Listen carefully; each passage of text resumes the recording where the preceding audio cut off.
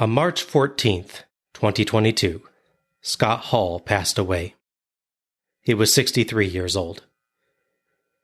With a multi-decade career in professional wrestling that spanned the NWA, AWA, New Japan, WWF, WCW, TNA, and more, Hall's talent in the ring and tremendous charisma made him an absolute superstar. He was central to both the WWF and WCW in the 1990s especially, as Razor Ramon in the former, and as a founding member of the NWO in the latter. With his shocking appearance to declare war on WCW on Nitro to kick off the NWO angle on May 27, 1996, Hall was one of a very few people who could truly claim to have changed the direction of the wrestling business. He will be dearly missed by his friends and family and by his many fans. We pray for peace and comfort for those he leaves behind. May they share in the joy of his memory.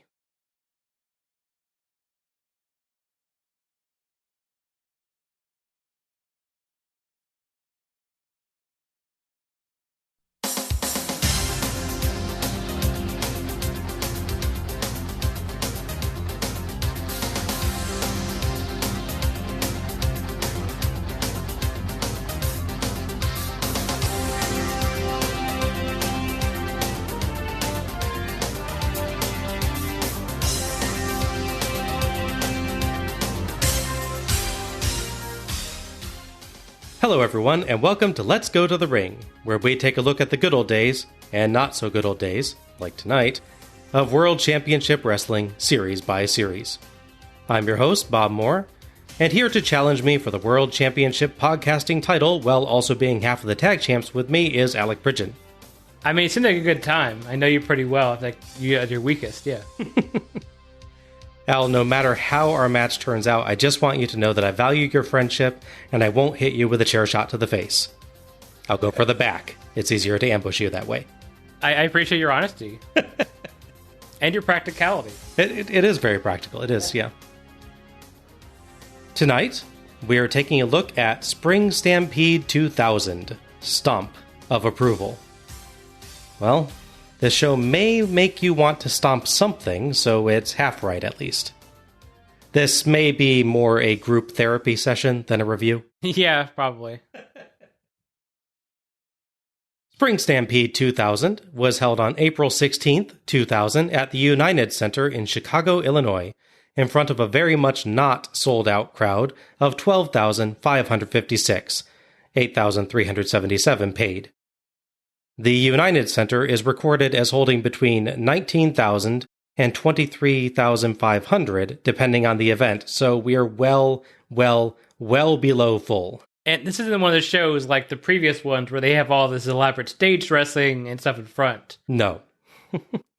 And actually, in this case, we have some evidence of what the crowd could be for a wrestling show specifically, as the WWF sold out this same arena for SummerSlam 1994. Oh, okay.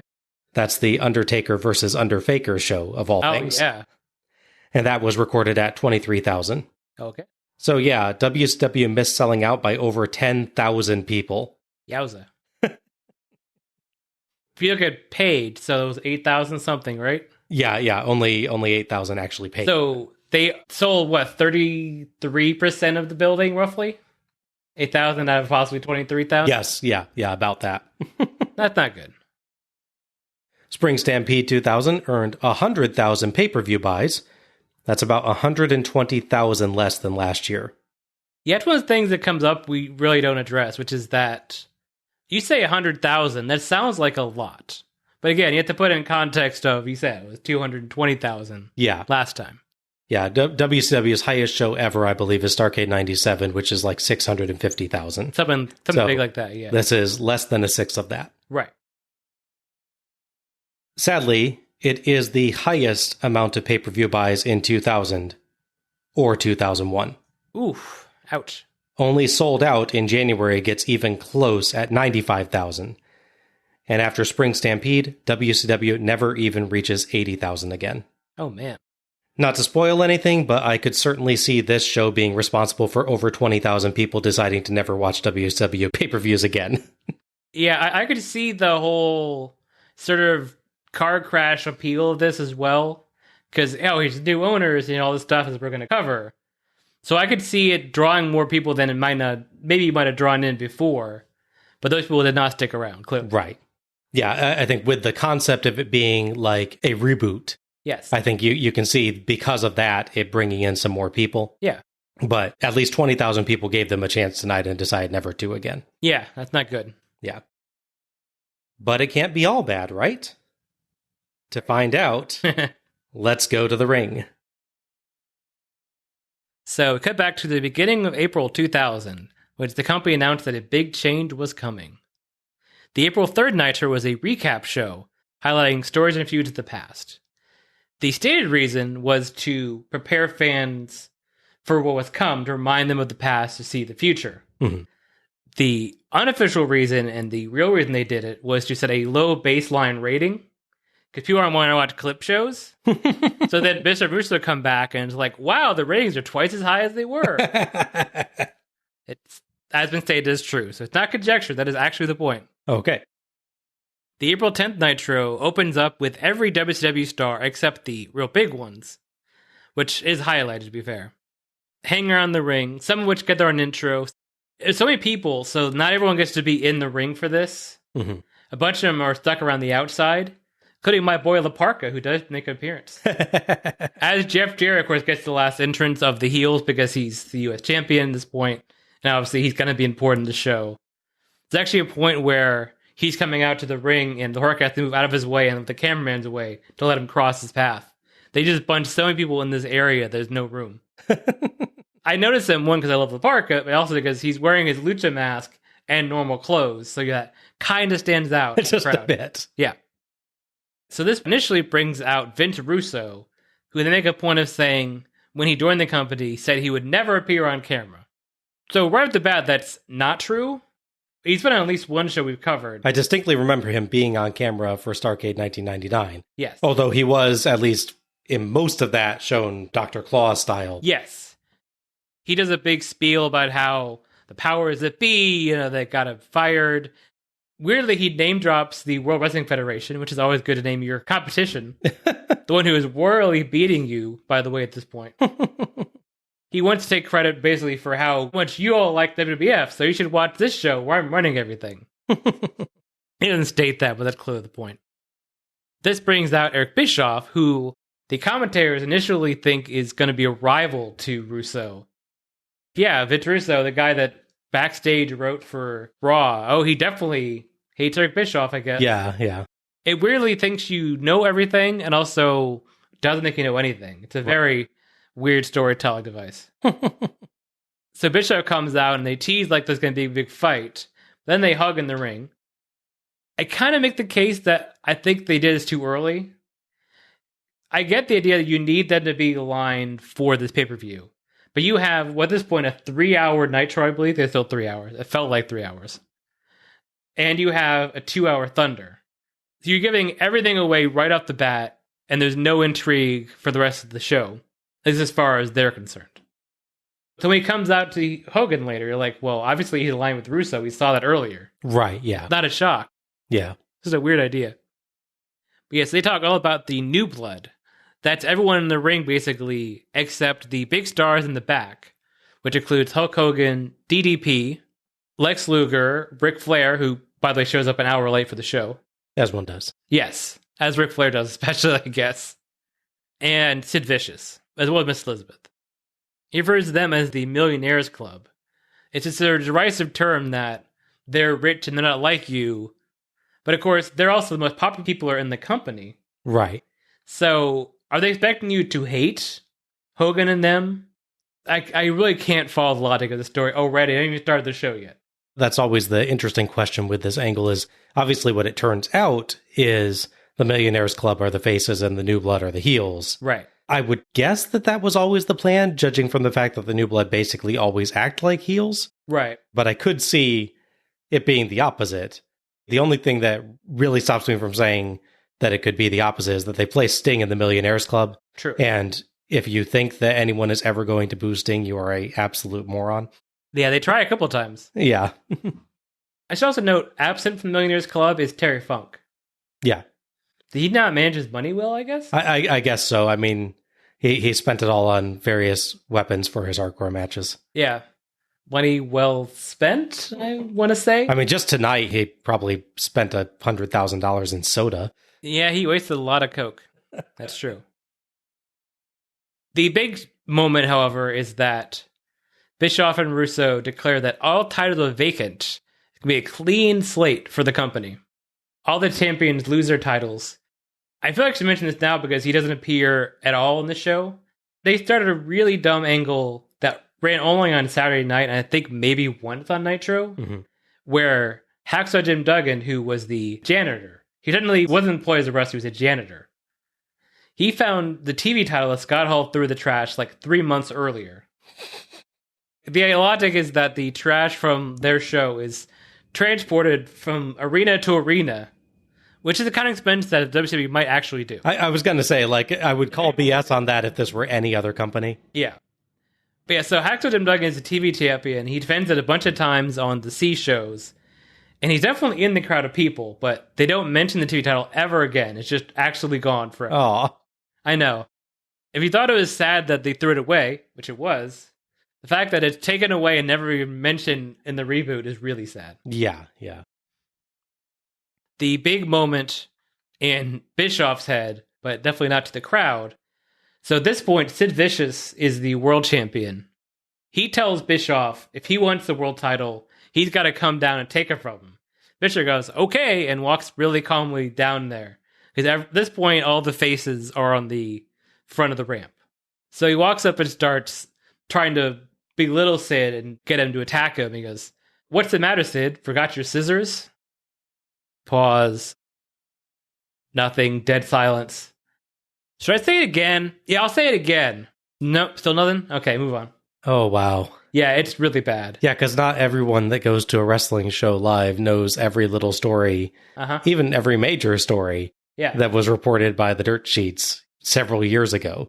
Yeah, there's a bunch of really silly insider stuff they do. Like, there's a bit with the Millionaires Club when they first come out, where Bischoff and Russo were like joking that they decided to show up and they were busy. They're like, what's the matter, Sid? Not having a softball game today or something? And they go, better Sting, no Hollywood premiere. Which I guess they're referring to Sting going to the premiere of Ready to Rumble, which is weird for them to belittle, by the way. Yeah, because that'd be their movie. Yes. Yeah. In fact, they run footage of Sting on the red carpet on Thunder. But anyway, so that's where we are now. We have Bischoff and Russo fully in charge, like 80 people at this point, barely even exaggeration given the roster, that are all against like 6 people.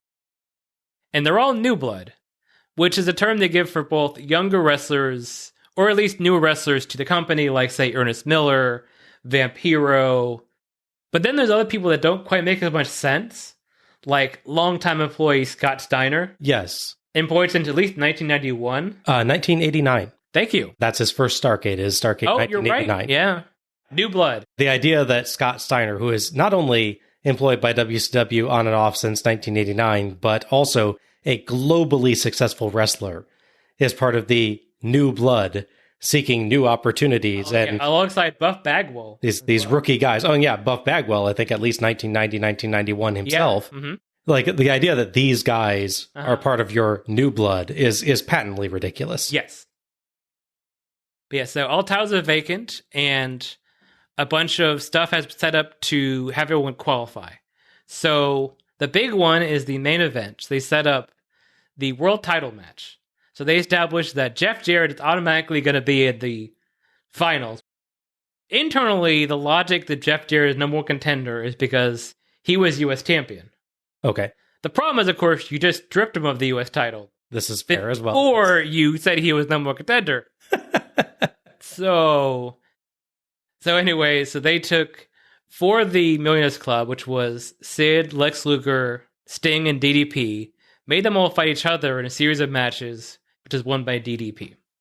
Whoever won that got to be in the world title match at the end. Which is interesting, because for the world title tournament, they had one New Blood member, Jarrett, and the rest of the tournament is all Millionaires Club. Yes. For the other tournaments, they have one Millionaires Club member, and the entire rest of the tournament is New Blood.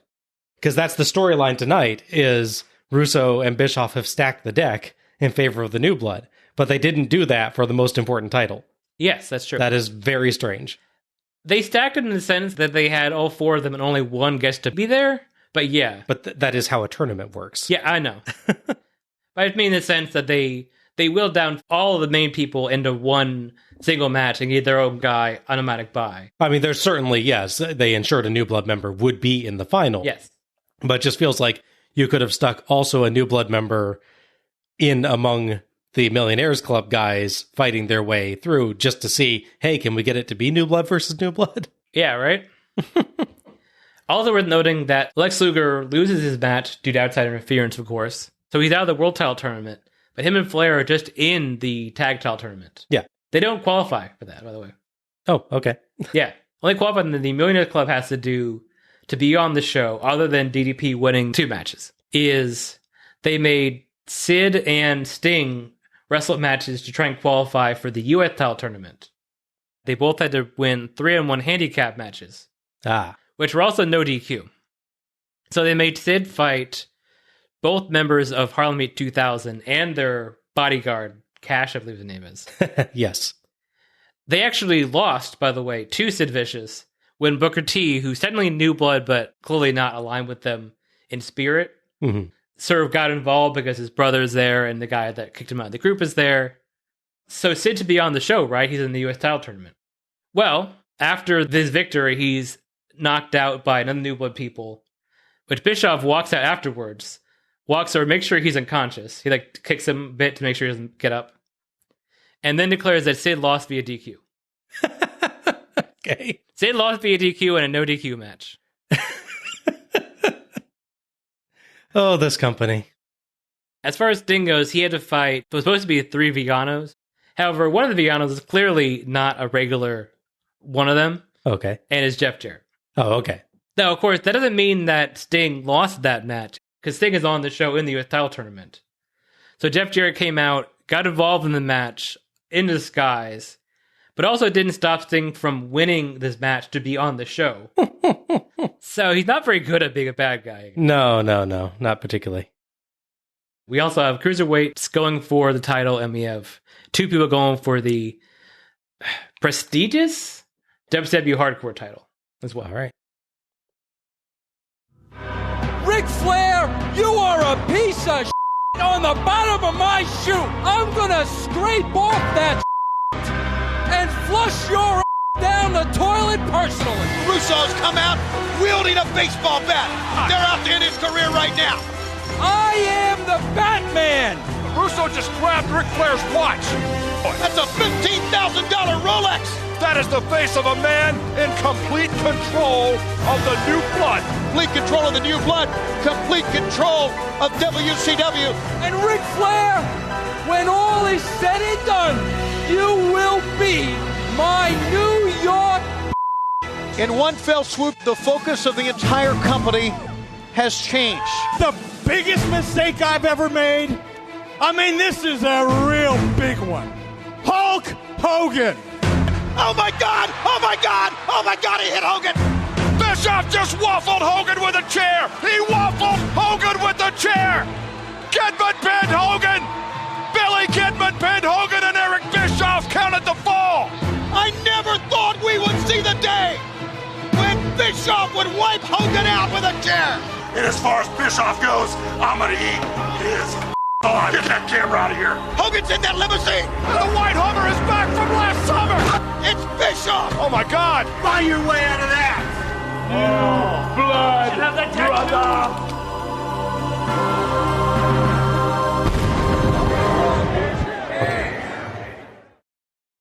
WCW's 1999-2001 logo glares at us again, and we cut to the opening video package, which is a jumble of clips from WCW's TV shows showing Vince Russo assaulting Ric Flair, the New Blood ripping off the NWO's spray paint gimmick, Eric Bischoff hugging Vince Russo and betraying Hogan in favor of Billy Kidman, and Eric Bischoff attempting vehicular homicide against Hulk Hogan.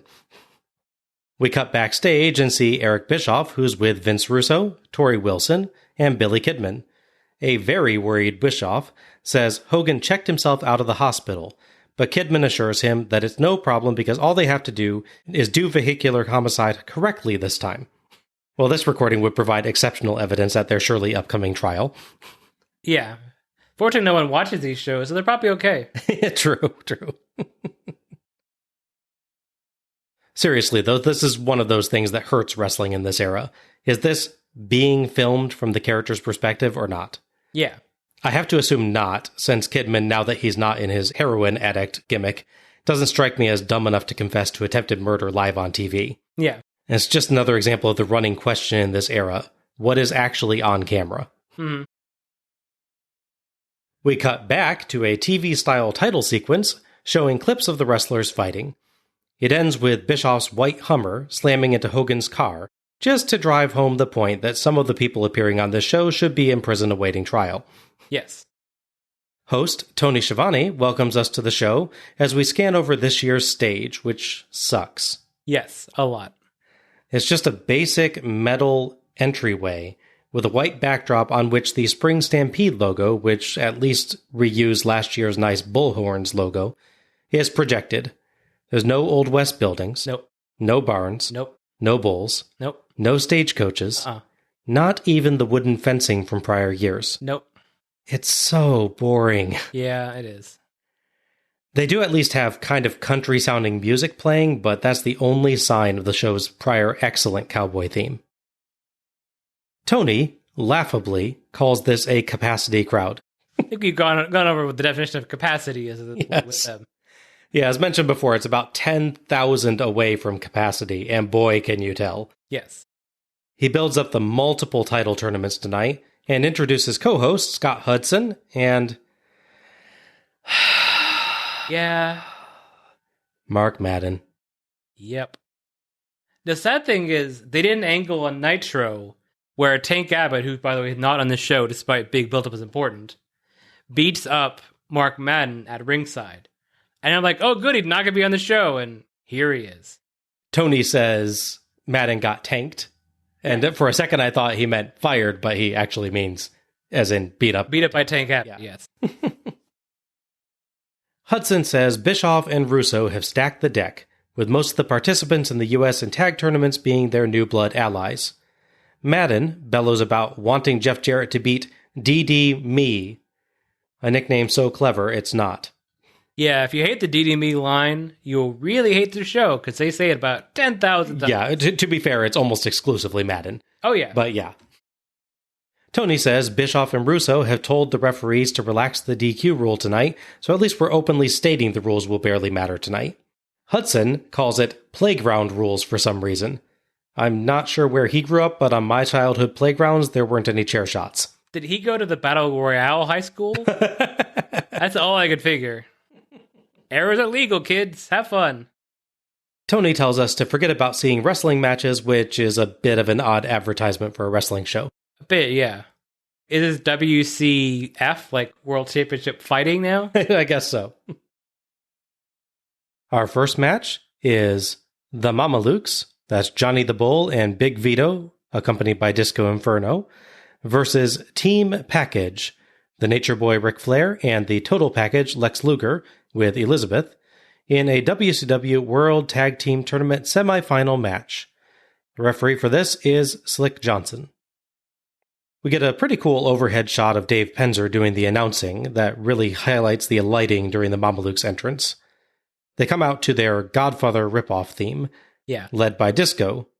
By the way, this is about 4 months after this team kidnapped Disco in a clear attempt to give him some concrete galoshes. Yes, that's true. He got over it, I guess. Yeah, you do. We cut backstage to Gene Okerlund, who is with Team Package. Indeed, I thank you very much, Tony Schiavone. Lex Luger, the Total Package, along with the lovely Elizabeth. Lex all set to go. Nature Boy Ric Flair, you're here in your street gear. What does that mean? I'm here because Russo's made it clear to me. It's a street fight. It's survival. Team Package looking as only he can look. Russo, we're ready to go. Woo! Street fight rules, baby. Woo! Woo! Russo! Woo! This was short but wonderfully manic. Yes. Flair seems to think that Luger alone is team package, and also that dress pants and a nice collared shirt qualify as street fight clothes. Yeah. It's hilarious, by the way, watching Luger and Liz in this especially, as both of them clearly lose it and start laughing. Mm-hmm. Yeah, they do. Luger manages to cover a little by flexing and nodding his head as well, but both clearly have the giggles. So you can actually see Gene kind of start to turn towards Luger late in the promo, like, does Lex want to say something? And realize he's not going to be able to because he's just holding in the giggles. Yeah. So he wisely decides to leave that to just Flair. That's good. It's wonderfully manic Ric Flair. It's definitely funny that his golf attire is a street fight. Yes, yeah. Does he play full contact golf? Is that the idea? Well, he took Heenan up on his suggestion from last year. That golf should involve run-ins. Oh, yeah, that's true. Luger and Flair enter separately. We get no Flair robe, which is always really sad. But there is one teenager in the crowd that came in a Flair-style robe, so there's that. That's something. It's kind of sad when members of the audience are dressed better than Ric Flair. Yeah, a little bit. The two get in the ring, but Russo's music hits, and he comes on the stage to let us know that Slick Rick and Very Small Package are two veterans facing two rookies, so he's adding the Harris brothers to the match. Big Vito has been wrestling since 1990. He is hardly a rookie. The Harris twins come out and join the match, making it 4-on-2. Their shirts say, "I survived the H-bomb," referencing their finisher. So, wait, does that mean they survived their own finisher? I guess they have to practice it, yeah. Yeah. And presumably they were selling those shirts, in which case there's fans walking around with shirts proclaiming that the Harris' finisher is no big deal. It's kind of a strange shirt idea. Yeah, the more you think about it, sure. Yeah. So, question. Yes. If the Harrises win, who advances in the tournament? That is a good question, yes. Are they just part of the Mamalukes team for this match, and the Mamalukes advance even if the Harrises win? Or are the two New Blood teams also kind of competing with each other? It's really unclear. Yeah, if one of the Harris brothers is counted out, does that mean the other three lose? Or just the one Harris brother? Yeah. With it being randomly extra teams in here, it's really unclear what that means for tournament rules. Oh, FYI, the Harris brothers were the tag champions before the reset. So they are rewarded for giving up their championships by being tossed in a match with two other people and not placed in tournament properly. Yeah. Oh, God. Meanwhile, Harlem Heat 2000 fail in their goal to actually beat Sid properly and are put in the tournament. Okay. The Harrises charge in, and everybody brawls. The Mamalukes and Harrises overwhelm Luger and Flair at first. The Harrises with some very awkward-looking rib blocks. It's like he does a shoulder block, but with his ribs in the corner. It's a really strange spot. That is weird. Luger and Flair power back. Luger fights the Harrises outside, and Flair gets the figure four on Johnny, but suddenly breaks on his own for unclear reasons, and eats a Vito sidekick. The New Blood wear Flair down, including the worst double big boot of all time by the Harrises. It's very, very bad. It's so, it barely makes contact. That gets a couple undeserved 2 counts. Luger tries to help, but inadvertently distracts the ref, though it actually looks like Luger has to remind the ref to usher him out at one point. Flair flop, Flair karma, but Flair dodges some elbow drops. Credit to a Harris for actually really going for those. They looked good. That's true, yeah. And makes the tag to Luger. But the ref misses the tag and sends Luger back out, and the New Blood continue beating Flair down. The Harrises kind of wander in and out without doing anything at one point. It's a weird bit. Mm-hmm, yeah. Suddenly, Disco is kidnapped by 2 mobster-looking guys distracting the Mamalukes, and the Harrises argue with them, I guess about their distraction? The Harrises and Mamalukes brawl, and Flair dramatically tags Luger, who runs wild with clotheslines and a diving forearm. Flair joins the brawl. Funny bit as Vito goes up top, but Luger just calmly watches the whole time, then slugs him in the gut, obviously on the jump. Yeah. Johnny gets a nice, but kind of slow, top rope rebound flying clothesline for 2. Luger has to stand there looking shocked for just a bit too long. Yeah, because he does this thing where he runs, jumps to the top in one jump, which is impressive, don't get me wrong. But then he has to sort of shuffle around, face the other direction. Right, yeah. If he had been able to jump up there and jump back really quickly, sort of rotate while he's jumping backwards, that would have worked. Yeah, then it would have worked, yeah. Vito gets to the apron, and Johnny tries to whip Luger at him, but Luger reverses and Johnny crashes into Vito. Luger scoops Johnny up in the torture rack for the submission and the win. Flair comes in and hugs Luger, and Team Package celebrates in the ring as Tony builds up their victory over two teams. Thoughts on this one? Chaotic, punch-filled match. There's a lot of punching, a lot of just hitting, and not really... If you're watching a match for like suplexes and holds and that kind of stuff, this is not the match for you. Yeah. It kind of works in a sense that this and another match we'll see with Flair and Luger later, they definitely try to give us sort of an old school tag team match feel with the ref missing the tag and all that stuff. The problem is they're kind of fighting against the sort of new school, constant cheating, brawling mentality that clearly Vito and Johnny and the Harris brothers were sort of taught to do. Mm-hmm. So it doesn't quite work because they're not in on the idea.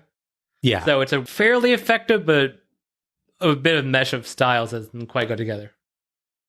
Obviously, it's good to see Flair and Luger win because they, being in the Millionaires Club, obviously they didn't make it to the finals for this kind of thing. Otherwise, this whole tournament has all this drama. Right, yeah. You pretty much have to have them reach the finals at least. Yeah. I found this entirely a mess. Oh, agreed. The 4-on-2 gimmick used constantly makes this just basically a big punchy kicky brawl, with only the slightest pauses for any actual wrestling moves. The timing seems off on quite a few of the moves, so it looks sloppy besides. With no sense of order or any plot besides the basic idea of 4 versus 2, it just becomes really hard to follow, made worse by some very poorly timed camera cuts at important moments, and the outside mafia shenanigans. They did have energy, but energy alone does not make a great opener.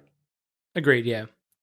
I think it would have worked better if the idea was the Harris brothers were just also in the match, so it was like a 3-team match. Mm-hmm. So you could have done the heels work together, or then went to go for a pin, they all start fighting thing. It'd make more sense why they start brawling. Yes. Where in this, it's like, you guys are all one team, apparently. Why are you fighting? Yeah, right? Yeah. It's bizarre. They had an idea for beginning, like, what if there's 4-on-2 and the ending? Well, obviously, Flair and Luger win. They didn't quite fill the middle in properly. Yeah. We cut backstage where Mean Gene is with Mike Awesome. Mike Awesome, we have just learned that tonight you're going to be the surprise 8th man in the U.S. title tournament. First round opponent, Ernest the Cat Miller. Yeah, you right. And you know what? They say Cat's got 9 lives. Well, that's good, because I plan on taking those 9 lives and beat the hell out of each and every one of them. And they also say Ernest the Cat Miller is a master of karate, judo, taibo, kambo, whatever the hell bo you want to call it. What the hell are you doing? Where did you get this jabroni, man? Jeez. Hey, who the hell are you calling a jabroni? I'm trying to conduct business here, so why don't you get the hell off my set? Who you talking to? Okay, I'm all right. What I thought. Hey! Awesome slugs Bam Bam from behind as he goes to leave and beats him up. Get some carry in here! Yeah, that's right. I was talking to you, Bam Bam. And don't you forget it, I was talking to you. Oddly, Awesome's cadence here really reminded me strongly of Hacksaw Jim Duggan. Yeah, I kind of hear that, yeah. Yeah. Either that or, what's the one guy from the Freebirds? Michael Hayes? Yeah, a little bit of Michael Hayes, too, for some of his promos. This was, I thought, developing into kind of an okay-ish promo, at least, despite some odd wording at times. Sure, yeah. But, of course, it was cut short because a Russo show assumes that if we hear someone talk for more than 4 sentences, our brains will melt, and we need action now. So, nothing notable here, ultimately.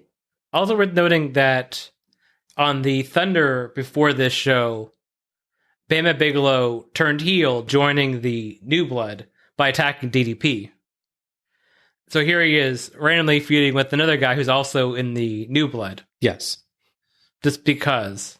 I guess you figure it's a big faction, they don't all get along, but yeah, they maybe do that a little bit too much tonight. A bit. They're kind of dumb. Yeah.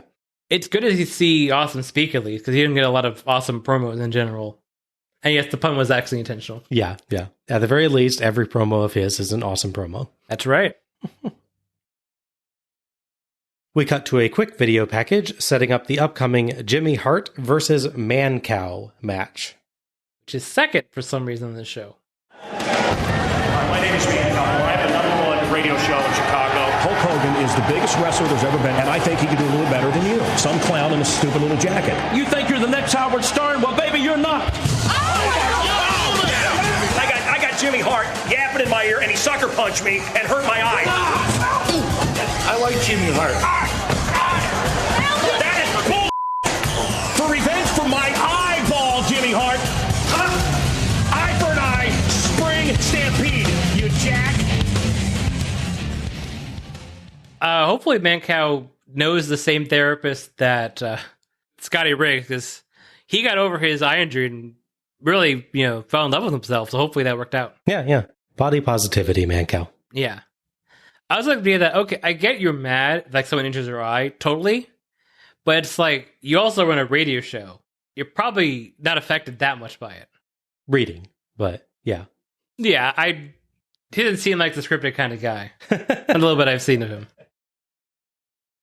So our second match is Jimmy Hart, accompanied by Emery Hale, versus Matthew Man-Cow Muller with Al Roker Jr., Big Turd, and The Freak.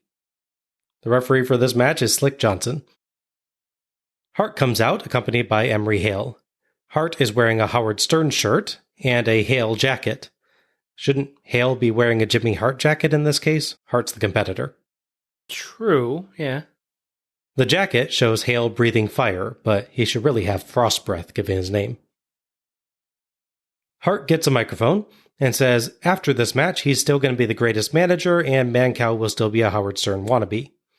Mancow comes out wearing a trench coat and big shades to his own show's theme, accompanied by several unnamed ladies and several other characters from his show. Tony actually lists the characters as Al Roker Jr., Turd, and Brian the Whipping Boy, so I'm not sure which is correct. I didn't find the latter on Mancow's wiki page, but that's as far as my knowledge of his show goes, so Tony may well be right. Mancow also gets a microphone and, swearing profusely, thanks Bischoff for the chance to avenge his honor. So, who is the good guy here?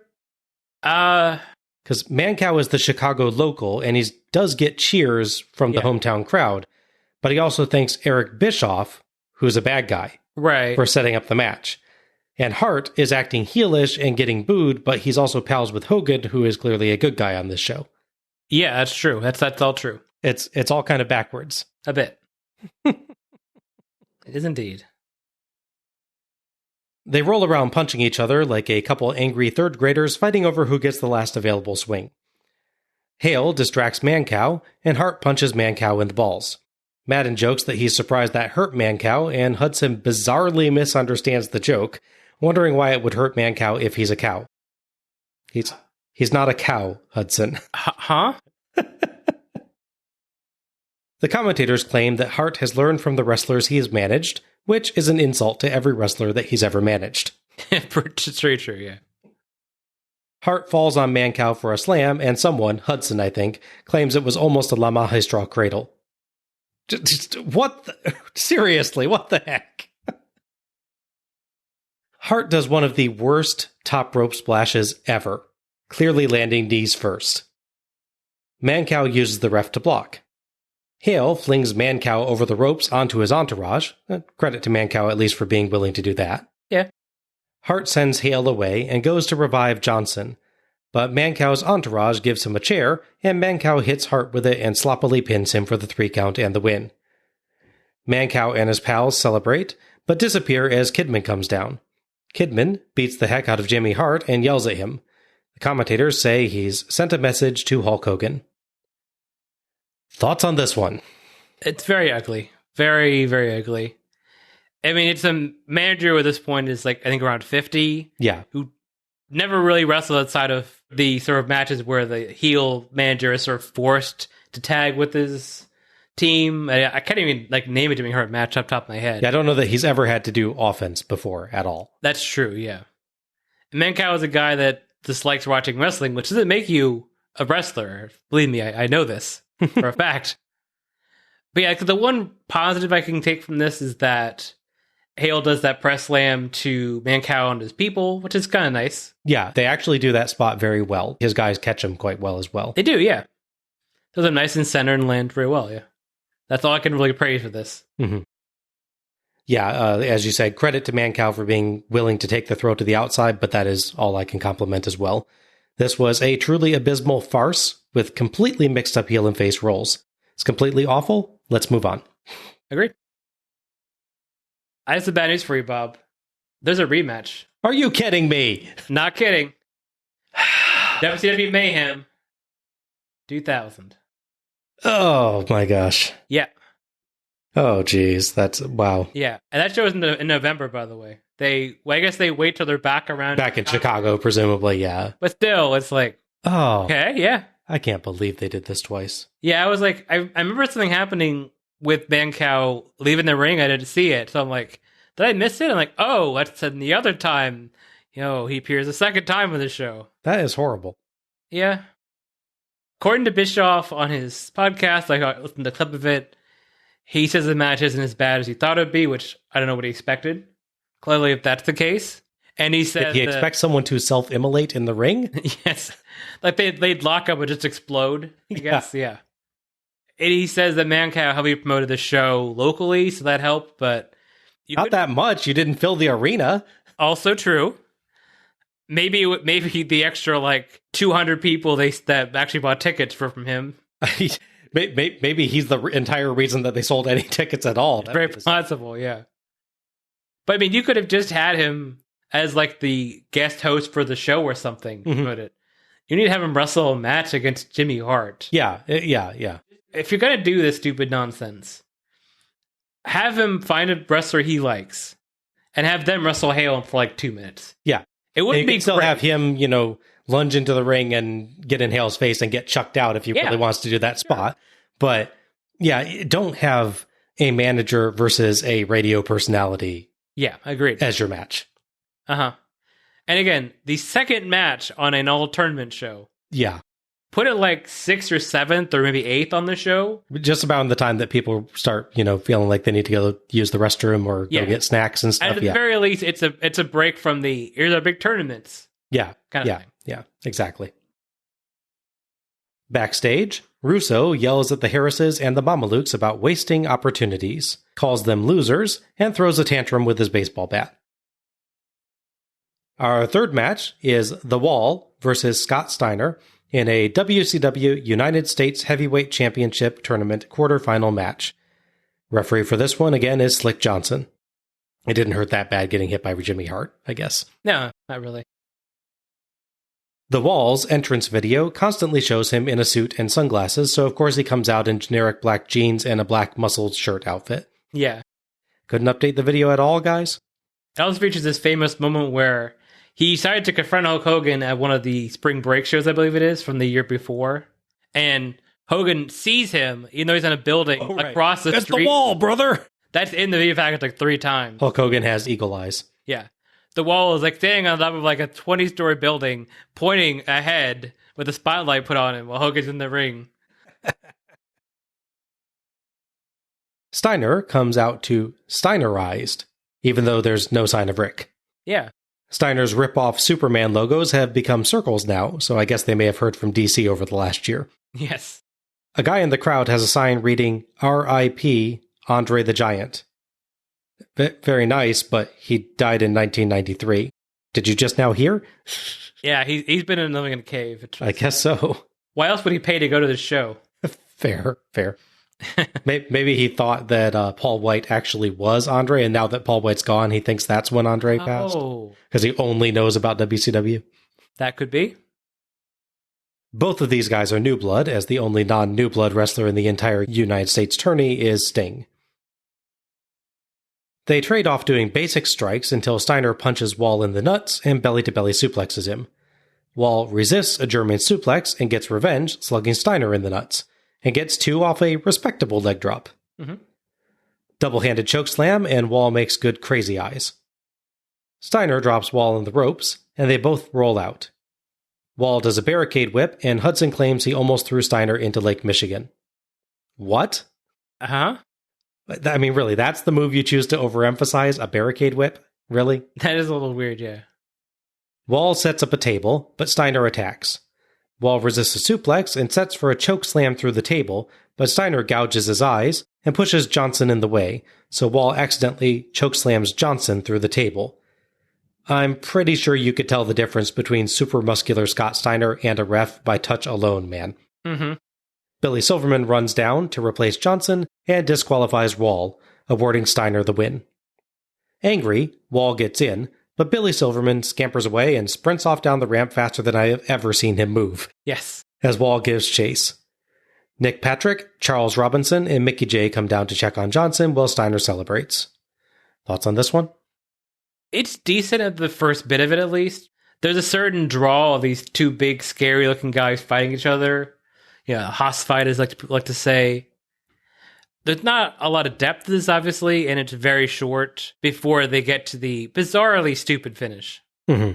So aside from the fact that Scott Steiner is not the same body mass as the referee, he's also wearing a shirt. Yeah, the ref has a ref shirt on, which you would probably brush against the collar, because it's a collared shirt. Steiner is obviously not.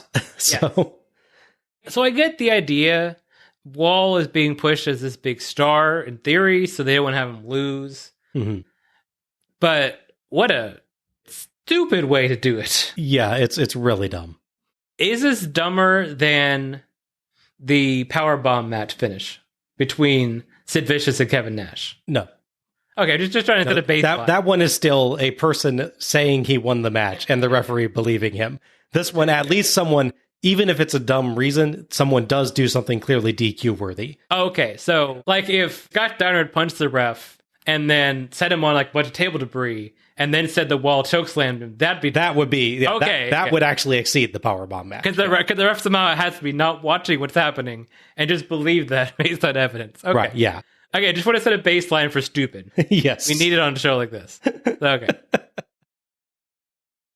Yeah, I thought this was a pretty basic match. Steiner and Wall just kind of traded strikes. They hit 1 or 2 wrestling moves, and then they moved right to the finish. It's only 4 minutes long, and they're not cruiserweights, so I'm not sure there's a lot more we would have gotten out of them. At least Steiner did keep things moving. The crowd was cheering him, which meant he didn't have a good excuse to go yell at them. Mm-hmm. But it was too simple and too short to be of note, and then had a really dumb ending. Yeah. I don't know if they could have had a much better match if they had a few more minutes and not this finish. I feel like they could have, but I don't know what the level would have been. Yeah, I've seen some of the other Wall matches, and I'm not sure that there's a good chance at it. But if anyone could do it, honestly, Scott Steiner's a pretty good guy for him to work with, because whether you want to or not, he can suplex you. That's true. Yeah. AJ Styles can attest to that, yes. We go backstage, where Mean Gene is now with Ernest the Cat Miller. Did somebody call his mama?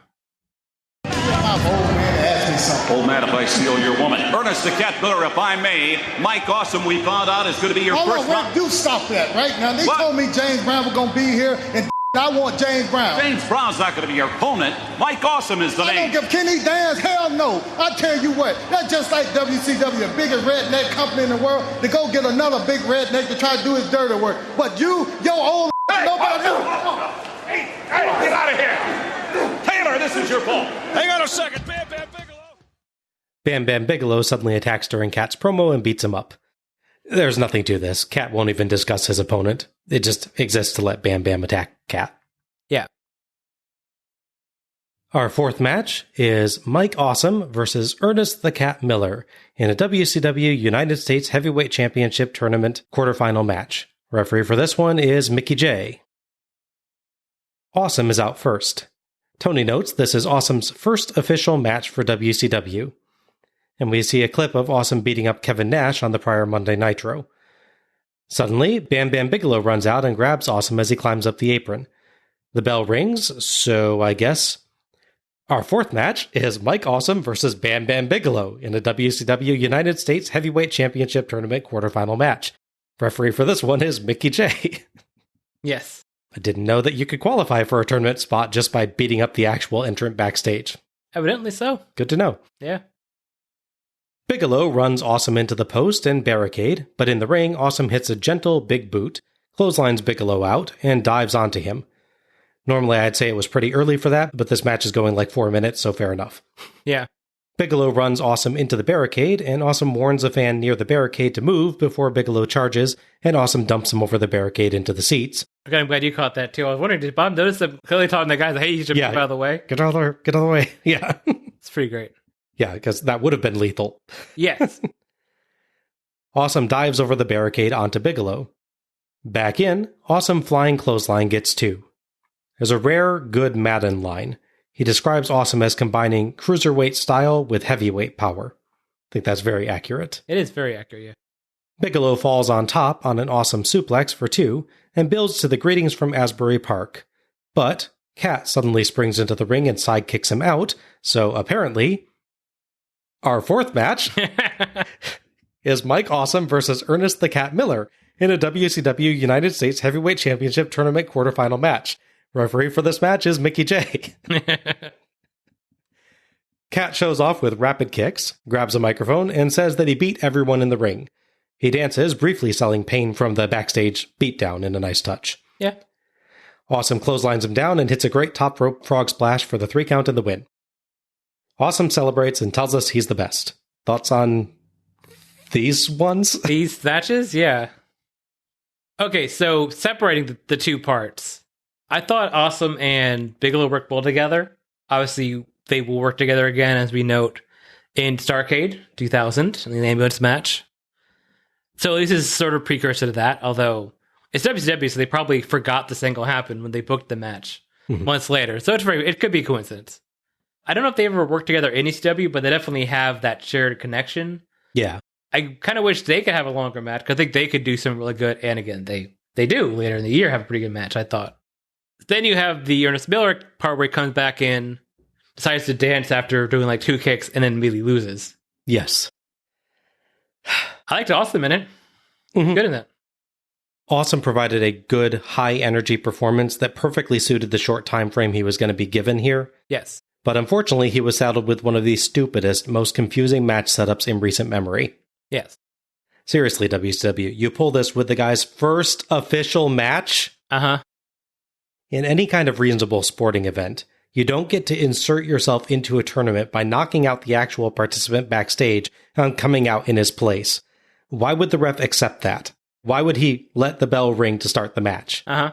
Yeah. And if he did, why would he then just turn around and accept the original guy coming out to replace the new guy? Yeah. These are all good questions.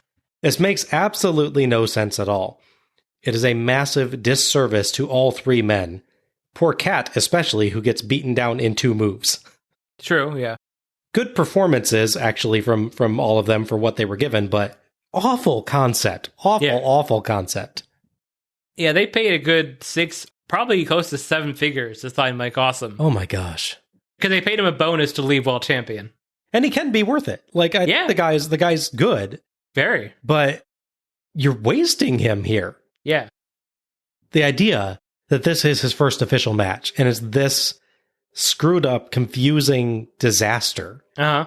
Like, and that none of this is on the performers. No. None of this is on the performers. We cut backstage, where Bischoff is still worried, knocking his head against a wall. Russo tells him to calm down, and Bischoff criticizes Kidman for making out with Tori Wilson instead of taking care of the Hogan situation. Kidman says he did take care of it, sending a message with Jimmy Hart, but Bischoff says that handled nothing. In fact, if Hogan wasn't coming, he definitely will come now. Russo tells Bischoff to relax, looking amused by the whole situation. I thought Bischoff actually was doing a great job with this, and actually throughout the night on this storyline, he does a good job looking seriously on edge the whole time. Absolutely. It's some genuinely good acting from him. Yeah. And in Kidman's defense, if you have one option is make out with Tori Wilson, doesn't matter what the second option is. I mean, what are you going to pick? We cut to Mean Gene, who is with Shane Douglas, Buff Bagwell, and Buff Bagwell's ridiculous hat. Yes. Buff Bagwell, the franchise Shane Douglas. Gentlemen, the winner of your match with the Harlem Heat will be going on to the finals of the WCW Tag Team Tournament as you face Team Packy.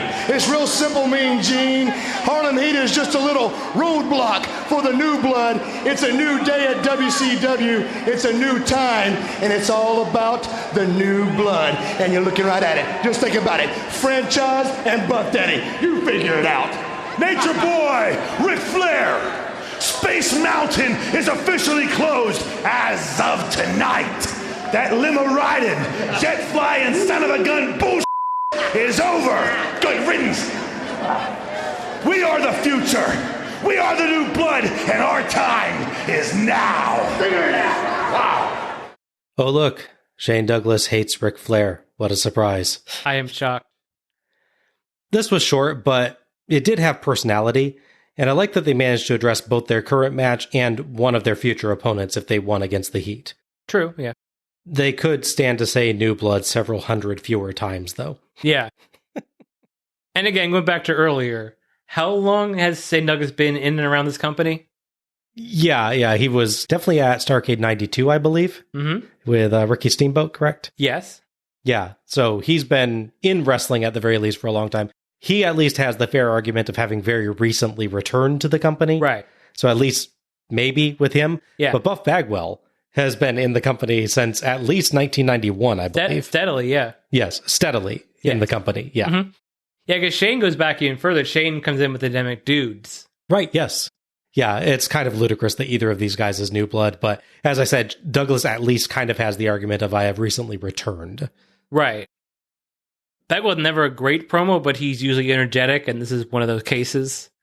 Not that Halloween 2000 is a good team, as we'll see, but it definitely kind of serves to just push them aside like that. But he is a heel, so it kind of makes sense he'd be a bit dismissive of it. And they've got like 30 seconds to do their promo. No, yeah, Bruce true. Booking this thing, so you can't address anything in the promo for long. That's very true, yeah. Our fifth match is Harlem Heat 2000. That's Stevie Ray and Big T with Jay Biggs and Cash versus Buff Bagwell and Shane Douglas. The referee for this one is Billy Silverman. They did a whole angle early in the year where Stevie Ray turned on Booker T. They brought in Jay Biggs, who was playing basically the same character as a fake lawyer in WWF. Oh, okay. Under Russo. He was the lawyer behind the Nation of Domination. Oh, I thought I recognized his voice. They sued Booker T over the rights to Harlem Heat, so he couldn't wear his cool flame tights, couldn't use the entrance music, and couldn't even call Booker T because they claimed they owned that. They claim they own the letter T, basically. They do, yes. Yeah, I'm not sure how you can make a copyright claim on the letter T, but apparently they could. Yeah. Yeah. Which Jay Biggs, good lawyer. He's a very good lawyer, apparently, yeah. Yeah, it comes down to a match with Booker T versus Big T, which is Ahmed Johnson, who came from WWF, like Vince Russo. Booker would lose, so at this point he's just Booker, but he's gotten better fill-in music. They gave him really goofy fill-in music for one show to go, look how much power we have over you. They at least gave him better filler music now. Yeah, it's a decent tune now, yeah. Yeah. It was like the Leave It to Beaver theme they gave him, I think, as okay. a joke on one show. By the way, I promise I will accidentally call him Booker T for the duration of this show. Oh, it's fine. Big T is appropriately named. As you mentioned, he used to be in the WWF as Ahmed Johnson. He's not in quite as good a shape as he was then. That's generous, yes. But he is actually still a big, tough-looking dude. My problem, though, is that they also have Cash, who is even bigger than both of them. Yes, they do. So it's like you have Stevie Ray, Big T, and Bigger T, I guess. Oddly, Stevie has his name written across the back of his tights, but Big T doesn't.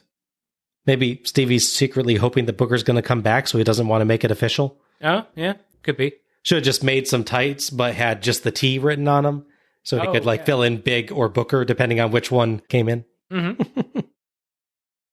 Cash, following both, as you noted, is an even bigger, bulkier dude, whose arms are so huge he cannot comfortably rest them at his sides. Correct. Yeah. Kind of walks to the ring with his arms hanging out a little bit. Yes, he does. Oh, gal. Yeah, he was brought in earlier in 99 as part of the No Limit Soldiers, and Angle we will definitely cover when it comes. Oh, God. Douglas's music remains great, and he continues to do absolutely nothing cool in his entrance to go with it. Yes. Bagwell, meanwhile, lives it up and dances around, then does finger guns to his pyro. How did these two get paired up? Yeah. As they said, you figure it out. Douglas and Bagwell charge, and everybody brawls until Silverman gets Bagwell and Big T to take their places on the apron. Douglas almost immediately tags out to Bagwell, who does well against Stevie until Big T sneaks in a tag and spinebusters Bagwell. Stevie leg drop before he's ushered out, but Bagwell gets an elbow up on a Big T charge and hits a second rope corner splash for 2. Then both guys crawl for the tag like they've been fighting for ages. Yes, they do. Tag to Stevie, but Bagwell tags Douglas, who runs wild with punches until the Heat no-sell a double knock-and-knocker and show the Harrises how a double big boot is actually done. Mm-hmm. It's much better. It is, yes. Outside, Cash beats up Bagwell.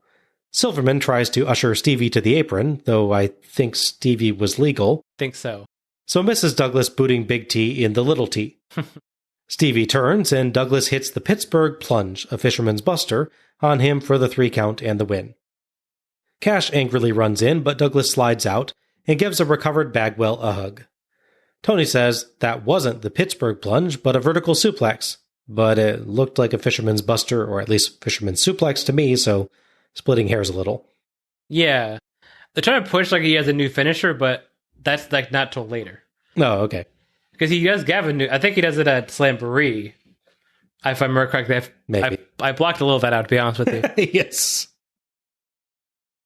Big T and Stevie Ray argue, but Jay Biggs and Cash make peace. Madden claims he grew up with Harlem Heat. According to Wikipedia, at least, Stevie Ray grew up in Texas, Big T in Florida, and Madden in Pennsylvania. So, no. Long distance friendship, I guess? Like before the internet? Probably not. They were pen pals. Yeah, correspondence. Yeah, exactly. Thoughts on this one? I mean, it's pretty nothing. Like you said, they work the match like they worked like a 15-minute match in this really condensed timeline. Like, there's a bit where it's not super terrible, but like Buff Bagwell hits Stevie Ray and runs off the ropes, comes back. Stevie Ray just sort of stands there the whole time like he's been fighting for 5 minutes and just like recovering his breath. Yeah. He has to wait for him to run, bounce off the rope, come back, and do a swinging neck breaker. The move is good. It's just, it doesn't make any sense that he's so stunned already. My problem is, for better or for worse, Harlem Heat 2000 looks really bad in this match. Mm-hmm. They also have their manager on their side cheating for them, taking out half their opponents, and they still lose. Yeah. It's a thing that would work if it was indeed the end of a 15, 20-minute match or something like that. Yeah. And you just have the fired-up babyface finally fights back against them, but you actually have the accumulated injuries of an entire match to explain why they actually go down. Yeah. But with it being, I believe I have it recorded as 2 minutes and 40 seconds. I did time it. Oh, okay. Yeah. It's about 2 minutes and 40 seconds long. They do the double crawl for the tag, in fact, at a minute and a half. Wow. They're selling like Bagwell's been the face in peril for like 5 minutes, 6 minutes, 7 minutes. It's a minute and a half into the match. He's taken like 2 moves. Yeah, how bad is your cardio if that's where you're at this point? Yeah. It's not good. Yeah, it basically feels like they took a normal tag match formula and just massively, massively compressed it to the point of being ludicrous. Yeah. At the same time, that does mean it actually does have a plot. Yeah. Which puts it a leg up on some of the other matches tonight. That's fair, yeah. I felt like the action was fine. It's just so short. I didn't really have a chance to decide if I was enjoying it before it was just done. Yeah. And is there a face heel dynamic in this match at all? Like, if anything, maybe Bagwell and Douglas are kind of sort of faces. Because the other team's doing more cheating. Yes. But, I mean, again, you have 2 minutes and 40 seconds. So unless someone grabs a chair and just goes to town, you're not really going to be able to do any kind of face heel dynamic either. Yeah, but from the get-go, though, none of them is really a face. Right, yeah, all of them are part of the heel faction. Yeah. Yeah, there's this another match we'll cover later that they aren't, like, really terrible, but it's hard as an outside fan to care who wins or loses the match because they're both bad guys. Right, yeah. Does it matter to me, really, who wins? Yeah, the crowd in most of the New Blood versus New Blood matches, the crowd kind of seems to elect to take one of the competitors as a face. Yeah. Like Steiner in his matches leading up to his final match tonight, Steiner's taken as a face by the crowd. True, yeah. Which is part of why we don't get Stalling Steiner for those matches, I think. It's a positive, yeah. Yeah. Back to Mean Gene, who is with Booker T. Or Booker, sorry. Cody, I thank you very much, Booker T. I should point out tonight, very crucial, this United States title tournament. Your match is coming up with Sting, a very important hurdle for you that you must climb. You know, Gene, if anybody has fought for opportunity in this company, it's me. And as far as the New Bloods go, yeah, we're on the same page as far as opportunity goes around here. But that's about it. You know, Bischoff, he's all on my back about what I did last Monday night. Well, me and Bischoff, we ain't never seen eye to eye on anything. But tonight, Gene, I got business. I got the Sting. For, again, a very short promo, I thought this was actually terrific. Yeah, he was good. Succinct. In a few short sentences, Booker quickly gets across his ambition, his disagreements with the New Blood, and his focus on his current match. Given a bit more time, this could have been even better by delving a bit more deeply into each of those things. But considering he had, 15 or 20 seconds to talk, Booker did an incredible job and came off like a huge star. Yeah, it's a good bullet point promo, which is all he's given time for, yeah. Total promo time, including Mean Gene asking the question, 32 seconds. Oh, there you go. Yeah. So our sixth match is Booker T. Dang it. Booker. To be fair, even Okerlund says... Yeah, I think he says, yeah, okay. You know, Booker T. Our sixth match is Booker T versus Sting in a WCW United States Championship Tournament quarterfinal match. Referee for this one is Mickey J. As Booker T makes his entrance, the commentators discuss the tension between him and the New Blood, and also mention that his opponent, Sting, is the only member of the rival Millionaires Club faction in the United States Tournament. We're in a hurry, so Sting's entrance music just starts on the fast part instead of slowly building to it. He's still got that great trench coat with the Mortal Kombat style scorpion on the back. Yeah. Someone in the crowd holds up a Sting sign, but the Sting face they've drawn looks rather like it was flattened out by a steamroller. Not particularly flattering. No. They square off in the middle of the ring and talk, until Sting shoves Booker. Booker keeps his cool. Sting gets the better of an early exchange with a hip toss, and gives a Stinger call, but Booker lands multiple strikes, only for Sting to slam him and clothesline him out of the ring. Sting follows and reverses a Booker whip into the barricade. Booker runs right into an unfortunate cameraman. You can catch Sting getting a little chuckle out of that. Yeah. Sting smashes Booker into the commentary table, but Booker flapjacks him onto it. Back in, Booker back elbow earns 2, and he excellently nails Sting with a fake-out clothesline into a knee strike, then clubs Sting down for 2. Hudson says, it's Sting with a hard right hand to the back of Sting's head. Sting's his own worst enemy. After last year, I sympathize. Yeah. Booker earns more 2 counts with a knee drop and a jumping axe kick as the commentators claim he's hit Sting with everything he has when he hasn't even used most of his signature spots. Yeah. Sting counters a Harlem sidekick with a DDT, as Hudson claims he's used everything too, moments before Sting proves him wrong with a Stinger splash. Booker counters another in mid-air with the Harlem sidekick. Beautiful. Mm-hmm. Sting dodges a clothesline and crossbodies Booker for 2, but Booker floats over a suplex, only for Sting to return the favor and hit the Scorpion Death Drop for the 3 count and the win. Sting celebrates with a Stinger call and leaves, but Booker chases him down, beckoning him back to the ring. Sting gets in, and they stare each other down, but Booker extends a fist, and Sting gives him a fist bump and leaves for real. Thoughts on this one? I thought this was a pretty good match. Like a lot of the show, Ed has done with no time to do anything. It's a real condensed match, which is a shame because it's 2 really good wrestlers working together. And with the kind of dynamic where one is definitely a face, and one is aligned with bad guys, but still try not to lose himself, basically, is the idea. Yeah, Booker does nothing actually heelish during the match. Yeah. He's just aligned with the New Blood because he shares their goal. Yeah. But you get a good feeling of tension from him about wanting to remain who he is, like you put it. Yeah, exactly. For the most part, they work really well together. They seem pretty well in sync. There's some uneven bits here and there, but nothing like really badly botched or anything. The ending is good, but it definitely feels kind of abrupt. Mm-hmm. It's not like Booker was going for like a big move and countered into the death drop like is often done. So it's weird that it's just a normal transition move like suplex is set up for the finish. I like that it's a double counter, though. I thought that was cool. Yeah. That Booker does the float over, then Sting does the float over into the death drop.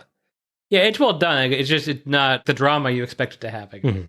It's a strong TV match, but they don't have quite the extra element to the match and the story that you'd want for a match you show you're paying for like this. Okay. They gave these guys a little more actual time than some of the other matches, and they made an actual match out of it. It still felt like it was on fast forward. The listed match time is about 6 minutes, 34 seconds. Mm-hmm. But that's way better than 2 minutes, 40 that our last one was. So. Agreed, yeah. But they managed to get in a variety of action, do some actual selling, and put in some clever ideas and nice counter sequences to make a fun contest. To me, it felt like an actual full-fledged pay-per-view worthy match, just done quickly. So kudos to Sting and Booker T for this. Nice post-match storytelling with the defeated Booker still showing respect to his opponent, too. It left Booker in an interesting place with the new blood. Mm-hmm. The only mark against this in my book is Hudson and Madden's commentary. They keep acting like we are watching an hour-long feud-ending epic, and repeatedly laughably claim the guys have thrown everything they can at each other when they clearly still have several of their favorite moves left. It cheapens a good match. Yeah, because I don't think does Booker even go to the top rope at all? He never goes to the top rope. Yeah, he never does the Harlem Hangover. He not even like stopped from doing the move. No, yeah. He hits the Harlem side kick and the axe kick, but he doesn't do the missile drop kick or the hangover. Mm.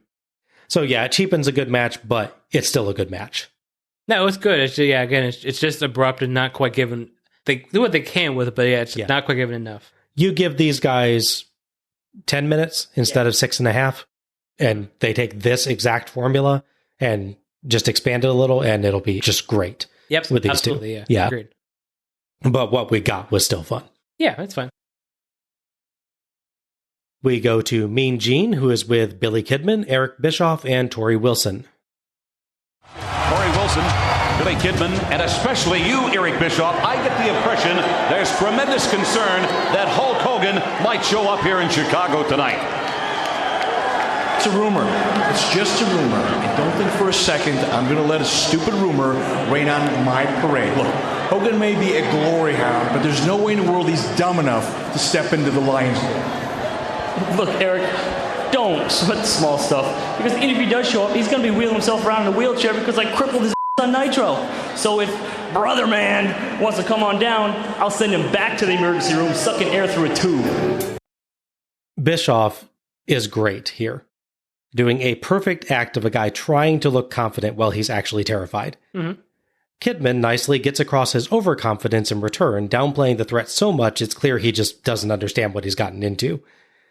Unfortunately, none of this discusses Kidman's actual next opponent, Vampiro, or the U.S. title tournament that Kidman is involved in, at all. Yeah. Add at least another few seconds to this for Kidman to at least mention that he happens to be in a match tonight, and it'd be quite good, I think. Yeah, say something about Vampiro being part of the new blood, but he's not as good as him or something. Mm-hmm. Bischoff could gloat about how he's stacking the deck in this, which gets mentioned a lot by commentators, but never by them, which is weird. Yeah. All the promos need more time tonight, but this one especially, they only get to address one of the several storylines that they're involved in. That's unfortunate. What's another thing I was just thinking about? So Jeff Jarrett gets to go right to the main event of the show. Mm-hmm. Okay, he's like their golden boy. The chosen one. Yeah, exactly. But Kidman has to do at best wrestle 2 matches, or possibly 3, to get the U.S. title. Yeah. I think they'd bump him ahead somehow, but no, they don't. They don't care about him. They don't actually like you, Kidman. Yeah. Don't worry, he'll learn eventually, probably. Yes. Yeah, maybe. Our 7th match is Vampiro versus Kidman with Tori Wilson in a WCW United States Championship Tournament quarterfinal match. Referee for this one is Charles Robinson. So this is again New Blood versus New Blood. Vampiro is out first as the commentators discuss Kidman kind of overlooking him in the promo backstage, so at least they took the time to build up what Kidman's actually doing tonight. Yeah. Kidman and Wilson walk out arm in arm. Kidman's entrance video shows him with the white muscle shirt, which he isn't wearing anymore. So, yeah, again, update. Yeah, right? Kidman and Wilson share a kiss. Kidman charges, but Vampiro dodges, so he eats turnbuckle. Vampiro lands loads of strikes and hits a flying clothesline for 2 9/10. Madden claims Vampiro is so intense it's like a scene from The Exorcist. How? Yeah, how? Go explain. Yeah.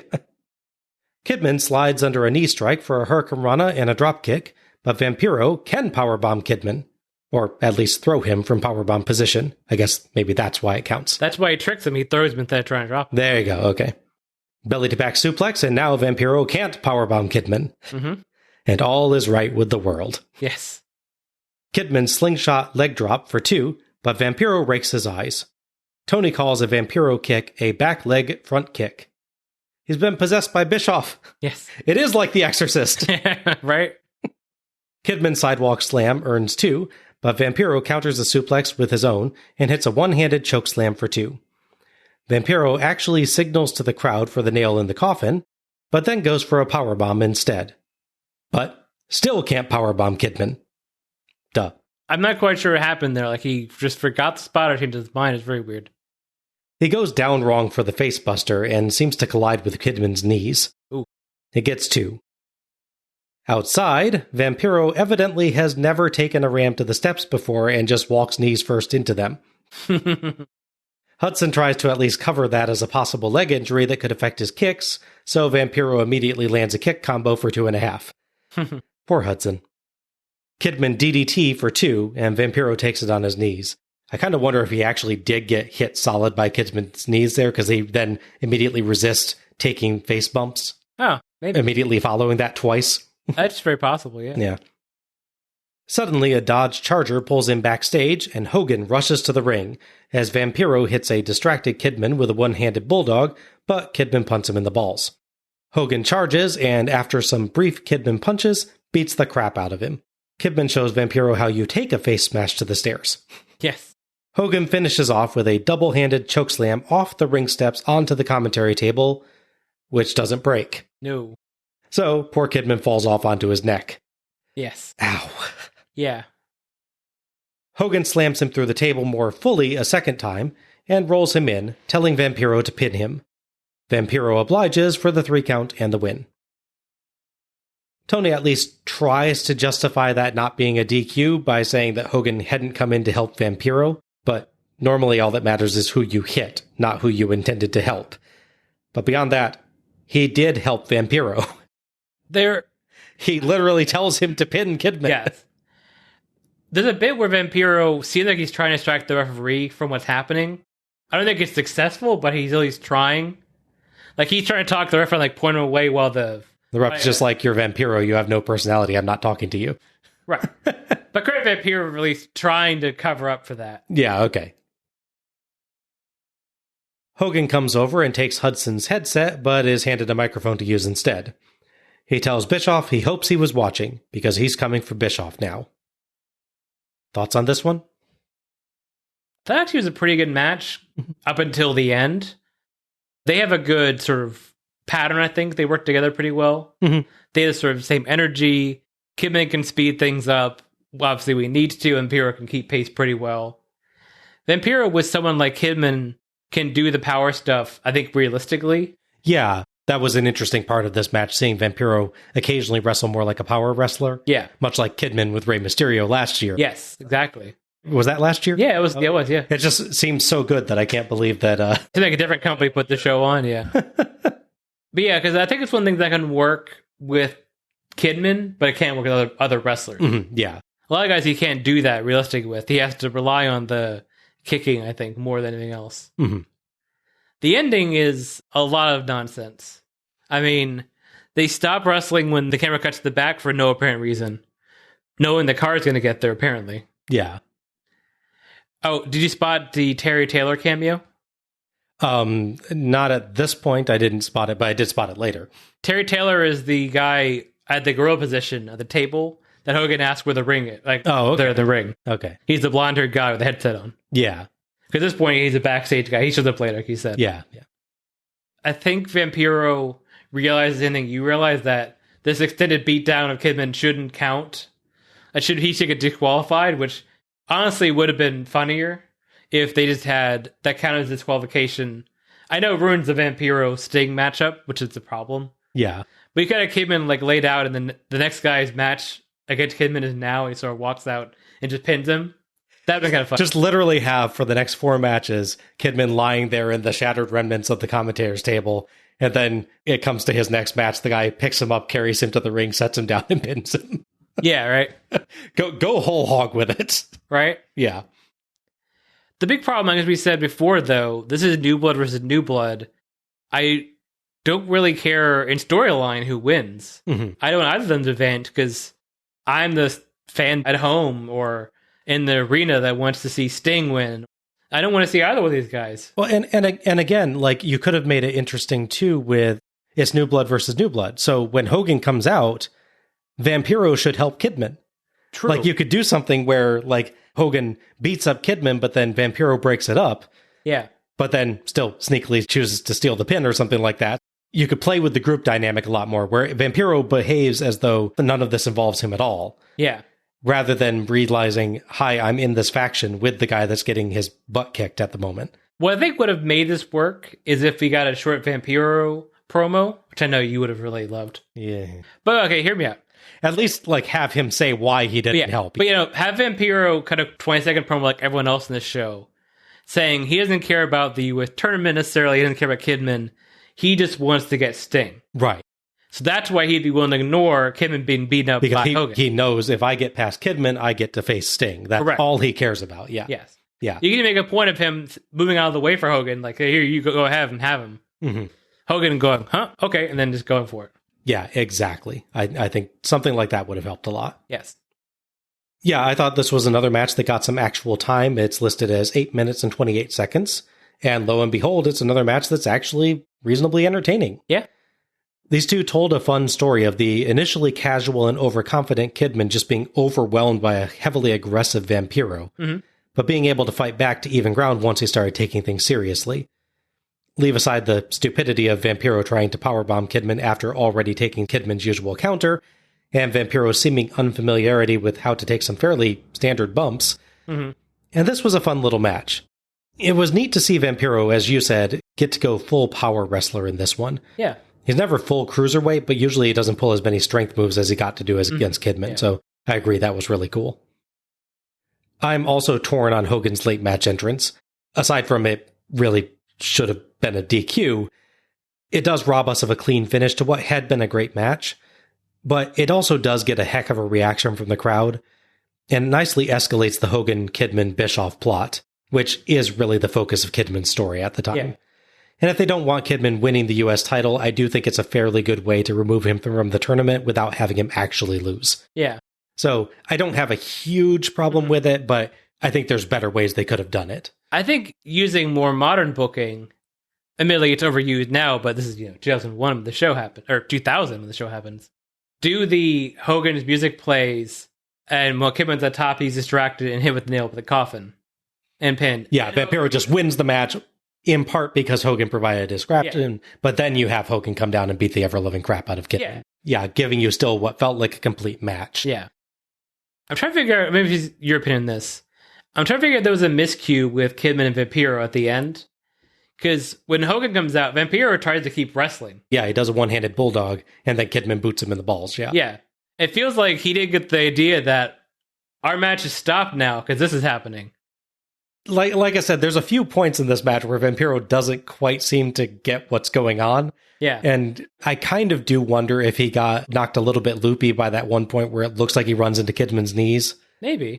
But it doesn't impact his performance that much, but there's some sloppiness that starts happening after that point in the match. Because he's compensating for what seemed to happen, yeah. Yeah, so I can't say for sure, but that feels like maybe an explanation to me. Yeah, it's just weird, because the match stops for Hogan coming out, then Kidman has to forcibly stop it again, so he can get beat up by Hogan. Yeah. We know where this is going. This is going towards a hardcore match with Hulk Hogan and Billy Kidman. Yeah, at Slamboree. Yes. I heard it in the build-up or in the follow-up, because I watched the enter after as well. Hogan talks about how he's not Hulk Hogan anymore, he's Terry Bollea, and he's going to have a fight. I think that's building up Slamboree, I believe. I think that's towards Slamboree more, yeah. Yeah, Hogan getting rid of all his interesting colors and just being a big guy in all black. Yeah, with FUNB written on his vest. Yes. We cut backstage where Bischoff is praying. Bischoff says he's getting out of there, but Russo says if he leaves, he's a sitting duck. No, maybe a walking one? Yeah, if you're sitting, you're a sitting duck. Yeah. Because Hogan will find him because the building's not that big. It's the largest arena in the United States, actually. Literally, the largest arena in the United States, yes. Russo says he'll take care of things and leaves as Bischoff desperately pleads for him to stay. Bischoff continues to be great in these segments. Mm-hmm. Hogan stalks backstage and bellows at people, threatening to drag Bischoff behind his car until he smells as bad as Rodman. What did Dennis Rodman do to you, Hogan? Yeah, wow. He swears a lot as he searches, until he finds the room with Bischoff's name on the door, which seems like it might have been a good first place to try. Yeah, maybe. He boots the door in and goes to choke Bischoff, only for Russo to return and reveal his earlier plan was, in fact, to summon the police. Normally I would call that sensible, but Russo recently committed assault and theft, and Bischoff recently attempted vehicular homicide, live on TV. Yeah. So I kind of feel like the cops would have questions for both of them as well. Yes. The cops drag Hogan off Bischoff and pull their guns on him. Yes. Holy crap, this got way too real all of a sudden. Hey, you thought Doug Dellinger macing Scott Steiner was something. Yeah. A legitimately terrified looking Hogan doubles back and falls on the couch. And Madden yells for the cops to shoot him, but they go for their cuffs as someone, I think Bischoff, yells as well for them to shoot Hogan rather than cuff him. We cut away for a second and cut back to Hogan being dragged away in cuffs as he and Bischoff continue screaming at each other. That got dark fast. Oh, it's even better. So following Nitro after this show, the New Blood people are in the building and they said no one else is allowed in. Like they've barricaded people out. Like they have actual police watching like the doors and everything. Hogan shows up. The police say, don't let him in. And then he asks them again, and they just let him in. The night after, they pull guns on him. Oh, my gosh. Like, he got the one nice cop. Yeah. Jeez. Consistency.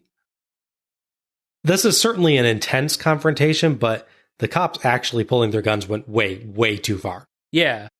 The image of Hulk Hogan staring down the barrel of several guns, I think I counted 6 or 7 cops, yeah, is downright disturbing. Yeah. And shakes wrestling's normal, largely consequence-free reality. I mean, this is the same company that just had, again, the very guy summoning these cops commit assault, theft, and attempted vehicular homicide and just go on their merry way. Yes. And where other people have committed backstage assaults and just waltzed on out to take matches that weren't even theirs. Yeah. But Hogan is suddenly at gunpoint. It's insane. Yeah. All you really need here is Hogan tries to attack, but gets interrupted by security/police.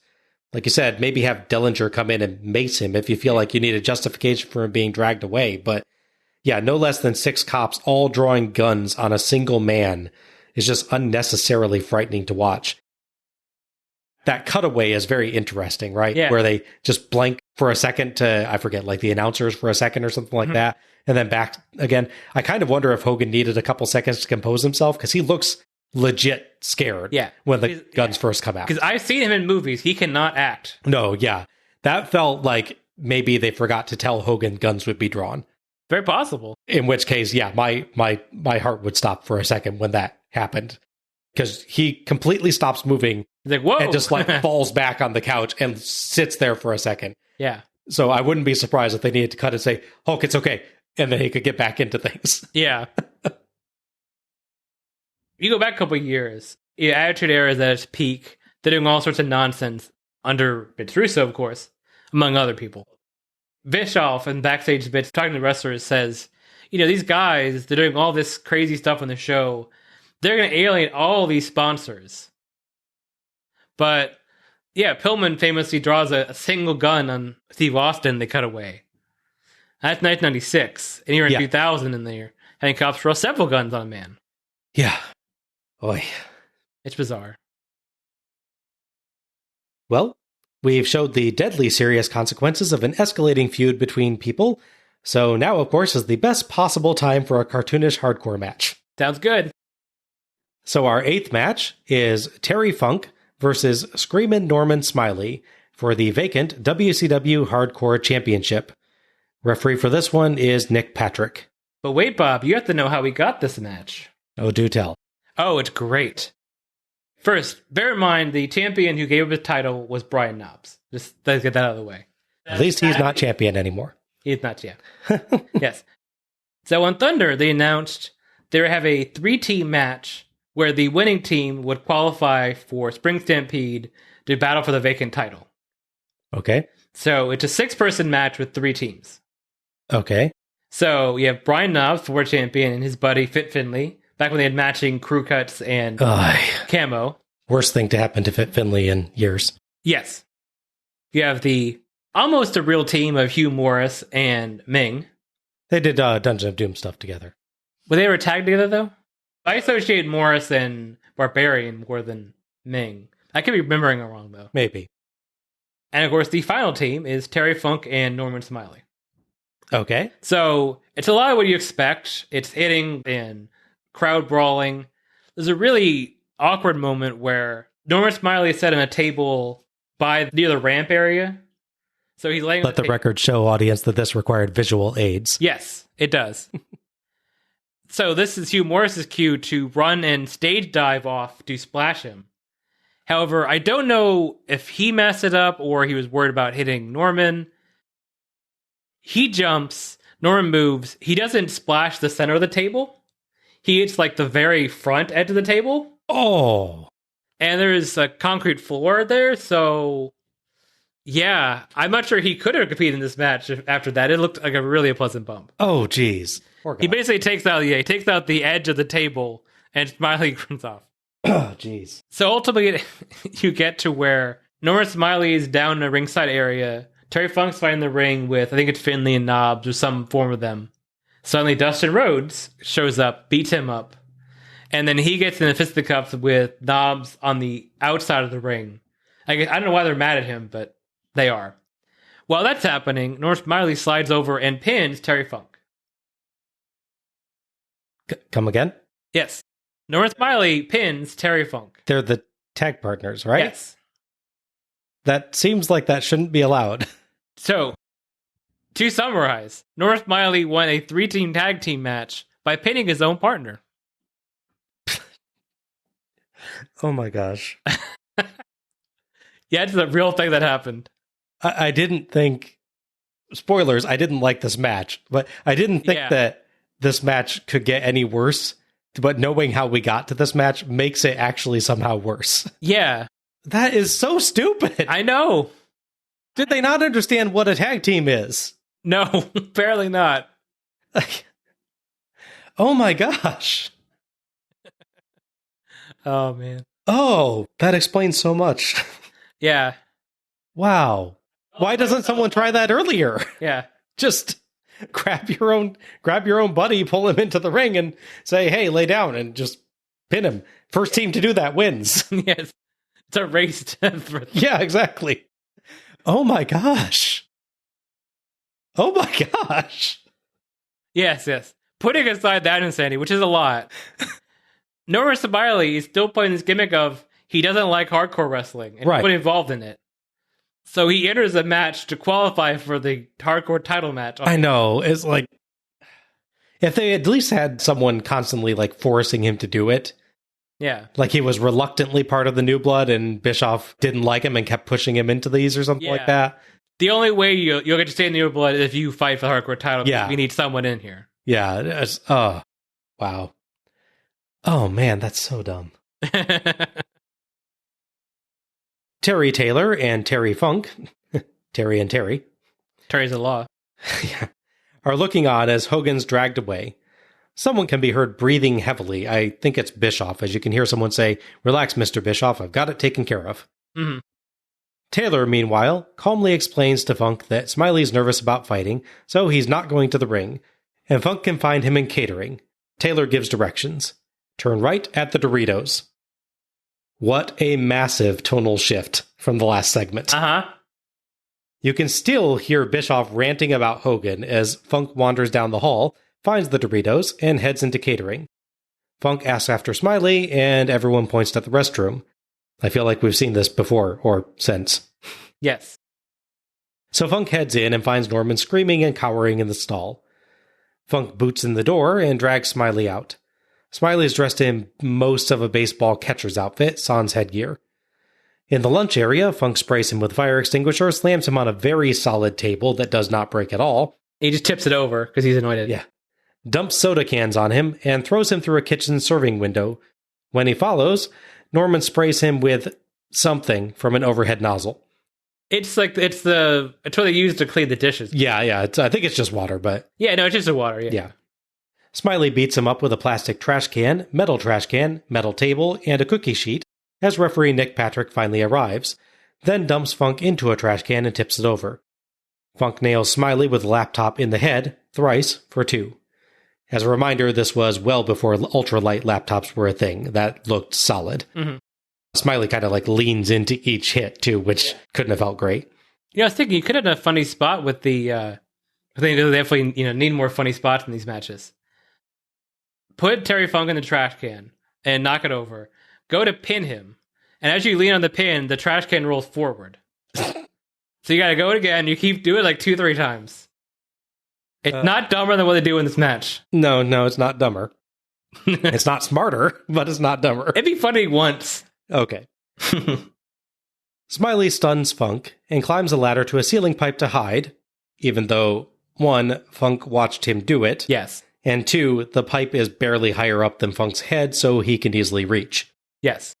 Funk puts a table full of cookies under him and hits him with a chair so he falls through the table. Now I want cookies. I'm still about they brutal that Diet Coke back there. Although they do yell oh no, he's dumping Diet Coke on him when it's mostly regular Coke cans. Yes, that's true.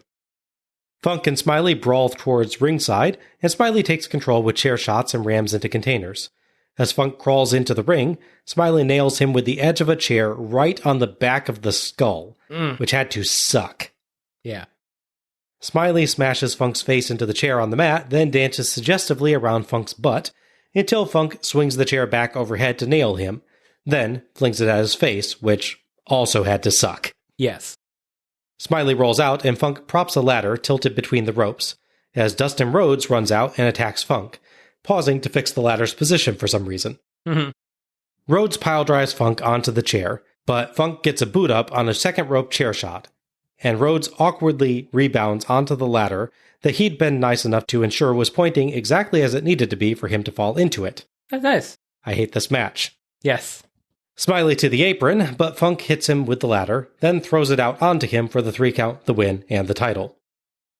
Funk accepts his hardcore title belt and celebrates as we cut to an ad for the WCW mouse pad, which Tony says is free to people who ordered Spring Stampede.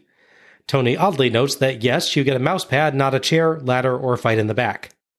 Are those normally mail-in rewards for ordering pay-per-views? Yeah, Terry Funk delivers them to you. However, Al, a great injustice appears to have been righted this year. Really? The mouse pad also bears WCW's website address. Oh, good. Which is now WCW.com. So for some reason, it was WCW Wrestling in prior years, but now it's actually just WCW.com. They finally, I guess, worked that deal out. Got it from the internet squatter that took it, I guess. Yes. I don't know if that was even going on in the 90s, but... Probably, honestly. Thoughts on this one? Let me get my comprehensive notes out here. Bad comedy. Weapon shot. A concussion or 2. Yep. That's it. This was, at least, a little better than their later match at Slamboree 2000 that also involved Ralphus. Uh-huh. But not by much. No. It's just more ridiculous hardcore crap, full of spots that are downright stupid in a variety of ways. People do things that just make no sense, spots are overly complicated and doomed to fail, and through it all, the wrestlers take ridiculous risks with each other's safety, nailing each other repeatedly in the skull with heavy objects, and getting really, really careless with their chair shots in particular. Yeah. Funk just starts hurling chairs at Smiley, and that one time Smiley caught him solid in the skull with the edge was just awful to watch. Yeah. Yes, this did have some small moments of amusement, but it's just simultaneously far too silly and far too dangerous to be entertaining. Yeah. I very much wish they had not had this on the show. Mm-hmm. I'm torn on the idea that they have, here's a tournament for US and tag titles, and then here's one hardcore match. It is disrespecting the title a bit that I guess it gets one throwaway match in the middle of the show. I'll agree with you, although I feel that this title deserves to be disrespected. Fair enough. But it's just funny, like, here's this big tournament show, and you get one match for your title. That's yeah. Yes, I definitely don't want more matches, but also one match is insulting. Yes, yeah. Backstage, Russo is confronting Booker T, who has changed from ring gear to nice slacks, button-down shirt, and even a tie. Got a date after this, Booker? Mm-hmm. Russo tells Booker that Russo is the nice guy and he's trying to help Booker, but Bischoff is angry. Russo says they can overlook what Booker did with Sting, or at least I assume that's what he meant by this potato crap. That's what he says. I don't know what it means. As long as Booker does him a favor. Our ninth match is Mike Awesome versus Scott Steiner in a WCW United States Heavyweight Championship Tournament semifinal match. The referee for this one is Billy Silverman. Awesome's music is so loud that it drowns out the commentators trying to discuss what just happened with Booker T. So is Steiner's. The commentators seem to move on to discussing Hogan telling Bischoff that he'd show up on Nitro or something, but that's all I could hear. Yeah, not a big loss. Steiner beats Awesome up, including a Steiner line, and throws him through the ropes, where Awesome takes a brief walk to recover while Steiner does push-ups. Awesome tries to get back in, and Steiner hits him, but when Steiner bounces off the ropes, Awesome hits a flying shoulder block over the ropes to his face, actually catching his legs on the ropes on the way down. Awesome jumping splash off the mat with great hang time for 2, and another 2 from a top rope flying clothesline. Steiner boots him in the nuts and hits a belly-to-belly suplex. Hudson brings up the loosened DQ rules, and Madden bizarrely says the cops had guns and weren't DQ'd. Tony pauses, then says, "That's a good point," in precisely the tone of voice one uses when it was not, in fact, a good point. Awesome counters a corner whip with a rebound back elbow for 2, more back than elbow there, and gets another 2 with a great jumping leg drop. The crowd cheers, looking to one side, and as Awesome goes up top, Kevin Nash runs down and nails him with a crutch. The handle cover goes flying into the crowd. Yes, it does. Steiner stares confusedly at Nash, but turns and locks in the Steiner recliner on Awesome for the submission and the win. We get a glimpse of a satisfied-looking Nash, and Steiner poses in victory on the ropes. Thoughts on this one? It's less of an actual match than the last one was with Awesome, unfortunately. I think these two could work together well. I think Awesome, he has the really good offense, leaping ability. He's got all the physical stuff you need for a match. Mm-hmm. I think give him a good story with Steiner and give them a lengthy time and not a screwy finish. I think they could actually have a really good match together if Steiner is motivated, which for the bits he tries to control does seem fairly motivated on this show, which is good. Mm-hmm. Yeah. He's not distracted by all the nonsense. It's disappointing that this is my Awesome second match. Right, yes, exactly. He is protected in the loss because he's attacked from behind when it seems like he's about to win.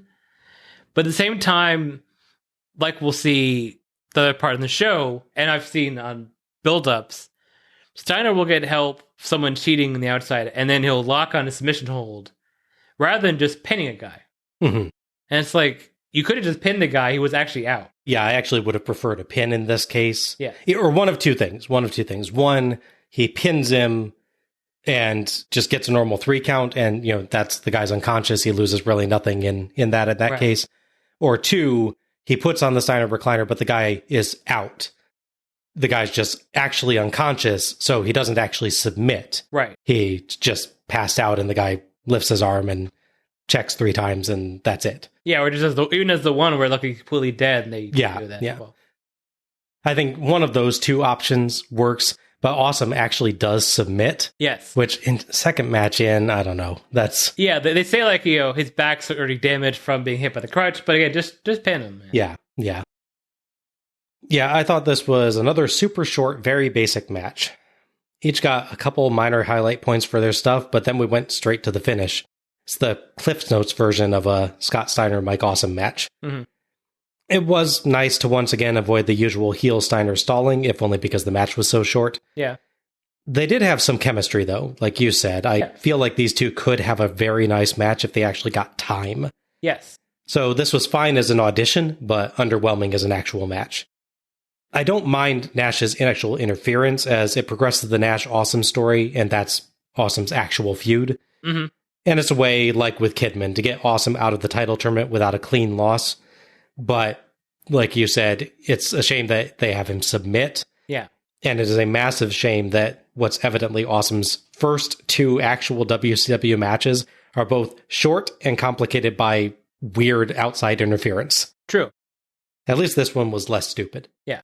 For what it's worth, Awesome got to do his big splashes and jumps and show off a bit in his limited time. Yeah, he gets to showcase. Like, Awesome is actually a really good guy for the short matches. Yeah. I think if you didn't have the interference spots and you didn't have the super weirdness of the first match, Awesome would actually be capable of having match of the night stuff on a show like this where everything's like sub 5 minutes. Sure. Because he's so good at like just blazing through his stuff. Right. Which is part of the somewhat problem for him when he goes to longer matches at times. I've seen him make that case, yeah. Just like decides to go steamroll like it's a 5-minute match anyway. Right. But on a show like this, he's like the perfect guy. So why don't you use him?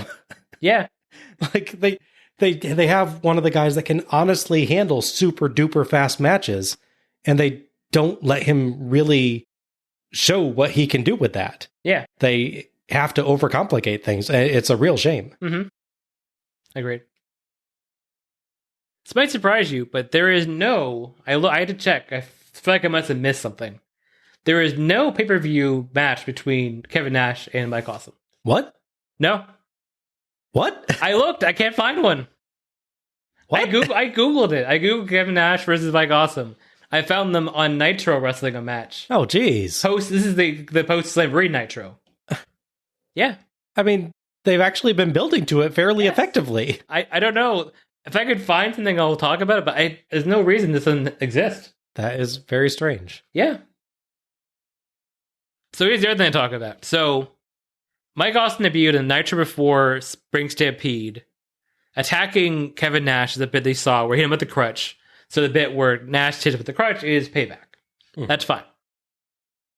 Mike Awesome is, at this point, the current reigning ECW heavyweight champion. He's reigning champion for ECW under Paul Heyman. If you believe anyone that's talked about, and there's several sources say this, Paul Heyman was not paying them. Yeah. Or at least not paying them regularly. We've heard that about several performers. And specifically at this time as well. Normally you criticize a guy for leaving a company the way that Mike Awesome does. Yeah. But if you're not being paid, I mean, you're the top star in the company, you're not being paid, and you have a family, and you're doing all these shows for him. Yeah, just this is dangerous work. Yeah. This guy is going out there day in, day out, doing dangerous work for you. I'm totally on Awesome's side in this one. So he took a big payday from WCW, and they gave him a bonus to leave now, rather than show up after this pay-per-view ends, and that the 4 ECW could set up him losing the title. Yeah. That's where he's going to take form more as famously the ECW One Night Stand show 2005. Joey Styles hates Mike Awesome for that. He spends the whole match critiquing. He has some really off-putting stuff. Yeah. Just because he's mad. I get it, but it's really rough. Yeah, yeah. So Mike Awesome is champion. It only was an injunction by a judge to stop him from showing up on Nitro wearing the belt. They said you can't do that. So they had to work out a deal now to get the title off Mike Awesome and back to ECW. This is stuff of legend. I've seen people do a whole video just on this. It's really interesting to get the full story, but this is what happens. They work out a deal to have Mike Awesome show up at a ECW house show, not pay-per-view, mind you. House show taken then film for ECW and TNN. Mike Awesome's opponent in his title match, Taz. Taz works for the WWF at this point, having just left ECW maybe 6 months earlier. Less than that, I think. Wow. So there's this weird point in history where a WCW contracted employee is defending the ECW title at an ECW show against a WWF star. That is an amazing confluence of things, isn't it? Like, yeah, that's one of the rare times, or perhaps the only time, that all three companies are involved in a single match. Yeah, I can't think of one top of my head. If it's more, they're pretty rare. All three in one place. Yeah. That's a really interesting historical footnote. Yeah, maybe one of those Brian Hildebrand war shows, maybe. Yeah, a bunch of people, but I don't know. Then it's a house show. It's a special event show. It's not airing on the company. Yeah, it's literally, this is for this company with a guy from this company and this company. Yes. Yeah. That's interesting. Mm-hmm. It's bizarre that we got to this point. Yeah, so they wrestle a very short match. Because, I mean, let's be honest. Would you wrestle a lengthy, dangerous match? No. If you were awesome? No, I wouldn't. Absolutely not. Nor if I were Taz. Yeah. Because you clearly left for a reason earlier as well. Yes. I think it was very big of both of them to be willing to come back and do that. Yeah. Yes, they wrestle at 90 seconds, and he taps out to the Taz mission and drops the title to Taz. This leads to Taz going on ECW pay-per-view, again, as a WF employee still, won their championship, where he loses to Tommy Dreamer. Okay. It gets better. If you think WCW is alone in devaluing their titles, you are mistaken. The main event of the show, it's SummerSlam 2000. Tommy Dreamer fights an actual lengthy match against Taz. Probably Vince paid Taz for that. He drops the title to Dreamer. It's a big thing because he's the original guy. They respect him. At this point, Justin Credible runs out. Justin Credible was one half of the, at this point, ECW tag champions with Lance Storm. Mm-hmm. He throws down his own tag belt, which he defended earlier in the same show, spits on it, and says he wants a title match against Dreamer, who just wrestled the match. Dreamer, because he's a wrestling babyface, is a moron and says yes. And because this is 2000 wrestling, he's betrayed by his own valet and drops the title. Oh my gosh. And to put a nice big bow on this insane sandwich involving these titles. So the ECW tag titles are obviously not on the team anymore because one guy spit on them. Yeah. This leads to Lance Storm, Credible's tag partner, getting a title match against him on the next pay-per-view because he's upset of everything. Whereupon Credible beats him and Lance Storm leaves for WCW. So, all that happened. I feel like, isn't there a midpoint in there too where like Taz briefly, ECW World Champ actually shows up on a WWF show with the belt and gets his butt kicked? By Triple H, who's the WWF champion at the time. Yeah. So the thing that they had an injunction against WCW specifically to avoid, they beg a WWF guy to come in to save their title and then suffer the very thing that they wanted to avoid against WCW. Correct. It's not exactly a surprise that ECW is not around anymore either, is it? No. I realize this is not a show about bashing ECW, but that's fairly bashable. Yeah, absolutely. Oh, geez. Okay. We cut backstage, where Vince Russo screams at Dustin Rhodes, while Booker T looks on. Russo is peeved that Rhodes let Funk win the hardcore title, as Russo wanted the New Blood to win every title. Russo says Rhodes is fired. Rhodes tells him to get out of his face. Booker quietly tries to calm Rhodes, as Russo says Dustin and Dusty were never anything. The only time Dustin was something was as Gold Dust, which Russo claims credit for, including writing Gold Dust lines. Seriously, Russo, don't try to make me care about your storyline by admitting that your other storylines were fake. Yeah, that's true. Russo walks off, leaving Booker to soothe the angry Rhodes. Yeah, it's a weird segment. It's kind of interesting to note that, I don't know if it's the first time they've interacted, but we get a Booker T future Gold Dust, past and future. Right, they are eventually tag partners or something? They are, yeah. Yeah. In WWE, yeah. Yeah, it's a weird segment. It's weird for a number of reasons. Like, it should be a Nitro, for one thing. For one, it should be on Nitro. For another, why is Russo yelling at the guy who interfered in the match? Not the guy who was actually in the match, but too busy dancing and climbing on pipes to win it? Yeah, true. Yeah. It's not like Rhodes' interference gave Funk the means to win the match. Yeah. It's not like he screwed up his interference spot and therefore Funk, like, knocked him into Smiley and caused Smiley to lose or something like that. True, yeah. Like in that case, I could totally understand going after Rhodes for that. Right, yeah. But Smiley was totally going to lose that match until Rhodes interfered. Yeah. Funk was, I believe, fully in control of the match at that point. Yes. Rhodes gave Smiley time to recover, and you fired him for it. Yes. Yeah, it makes very little sense as a storyline. I realize that heel managers are not supposed to make sense in who they punish. They're supposed to be unfair about it. Yeah. But this goes beyond that to being actively dumb. It does, yes. Our 10th match is Vampiro versus Sting in a WCW United States Heavyweight Championship Tournament semifinal match. The referee for this match is Mickey J. Vampiro is out first as the commentators discuss Rhodes firing. Madden brings up Goldust again, though not by name, which is probably smarter legally. Yes. And Hudson bizarrely claims that Rhodes threw a monkey wrench into the New Blood's plans by interfering on their behalf? Yeah. Again, it's really stupid. Thunder crashes, then the lights go out, and then strobing lights start up for Sting's entrance. Sting has put the trench coat back on, but has not repaired his face paint, though, to be fair, it's actually still mostly intact at this point. Mm-hmm. Yeah. Sting charges, but Vampiro hits a spinning wheel kick and lands strikes as Sting tries to get his coat off. Sting fires up, absorbing his blows, and floors Vampiro with one punch. Sting beats Vampiro up, inside and outside the ring, where Vampiro trips over a camera cable, but Sting smashes him face first into a nearby chair. Pretty sure that was an improvisation at Sting's point. Yeah. Sting hits Vampiro with the chair, then rolls him in for a great top rope splash for 2. Back outside, Stinger call, but Vampiro dodges the Stinger splash and Sting eats barricade. What a shock. Vampiro gets revenge for the chair seat ram, super kicks Sting, and sends him into the ring, climbing up top, but Sting rolls towards the ropes, and Vampiro awkwardly just climbs down. Tony nicely covers it as a defensive roll on Sting's part. Vampiro flying shoulder block and leg drop for 2, and Madden says they might seem like they're overselling matches by yelling all the time, but the matches are just that crazy, which is something that you only say if you are overselling things. Vampiro gets 2 counts off a back suplex and a suplex. Hudson notes that Vampiro's lost most of his face paint. Sting's is still actually pretty intact. Vampiro should ask where he buys his. Clearly, yeah. Vampiro slams Sting and goes up for, I think it's a drop kick?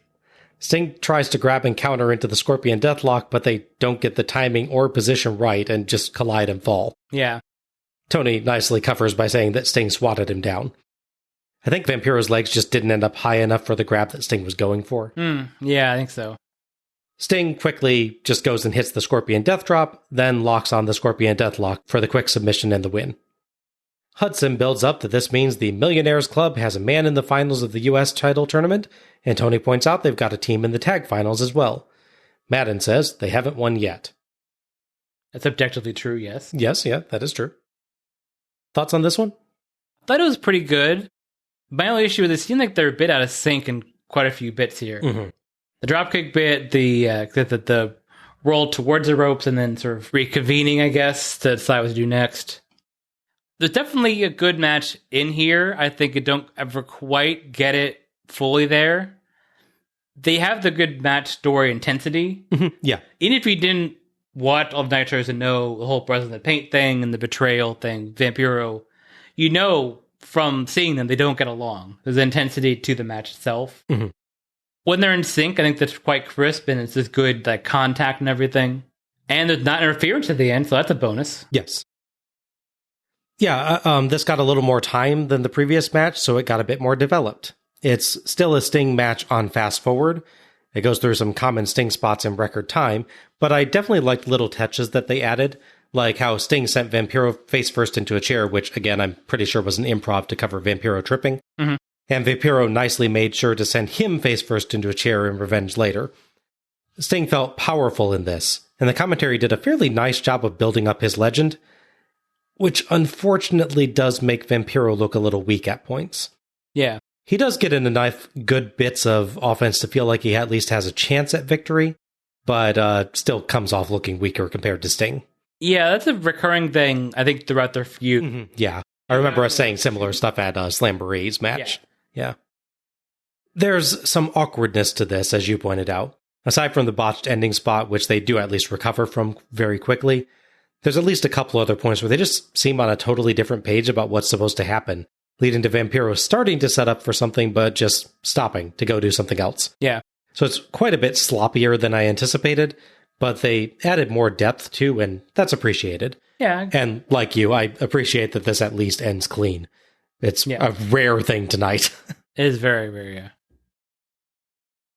We cut to Mean Gene, who is with Diamond Dallas Page and Kimberly.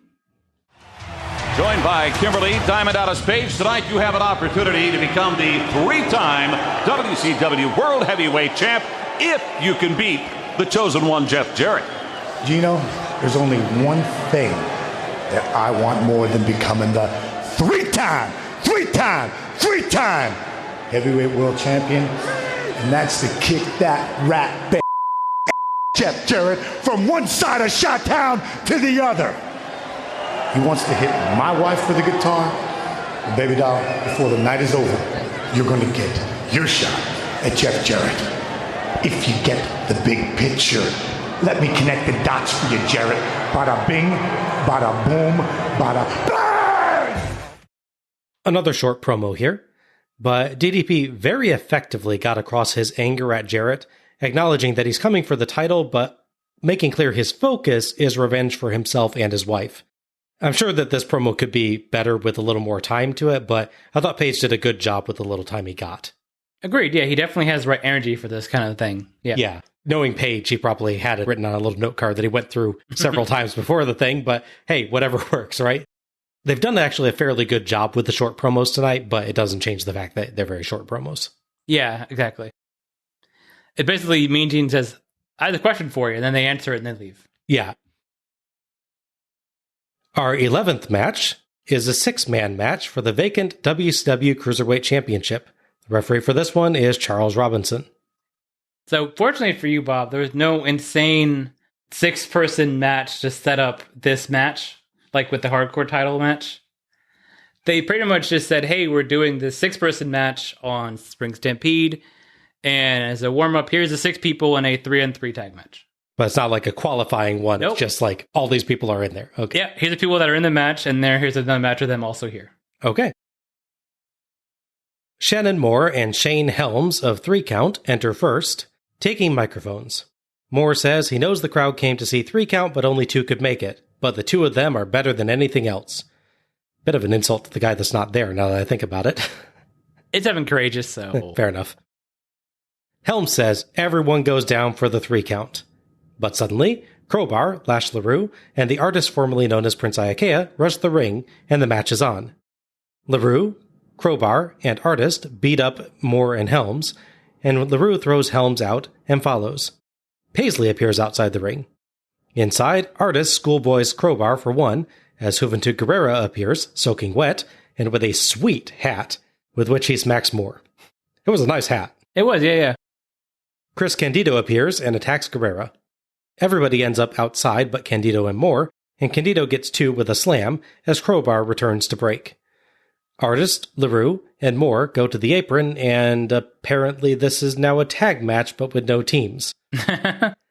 Helms has revived but stays on the floor, as does Guerrera and now Daphne and David Flair, as Crowbar and Candido fight.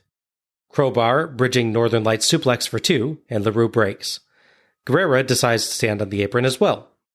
Crowbar slingshot somersault leg drop on Candido for 2, as LaRue breaks again. Tony explains that any man can make a tag to get in, as Candido rolls out and LaRue just stays in even though he didn't tag anyone. What the hell is going on? It's a Suicide 6 match, you know? These things happen. Oh my gosh. By the way, it's called a Suicide 6 match. It is? Yeah. No one says that. Yeah, they say it on Thunder. Okay. That's it. Thunder is not this show. That's true. Crowbar decks LaRue and falls over for no reason twice. I'm not sure what he was doing there. Yeah, he's doing like, I'm a crazy guy thing. So he's like taking fake back bumps, like, haha. It's very strange. And LaRue is doing his dance like a crazy off. Yeah, he randomly does splits. Yeah. Then clotheslines Crowbar for 2. Lash uses his signature maneuver, per Tony, for 2, as artist saves. Did Tony forget what it was called?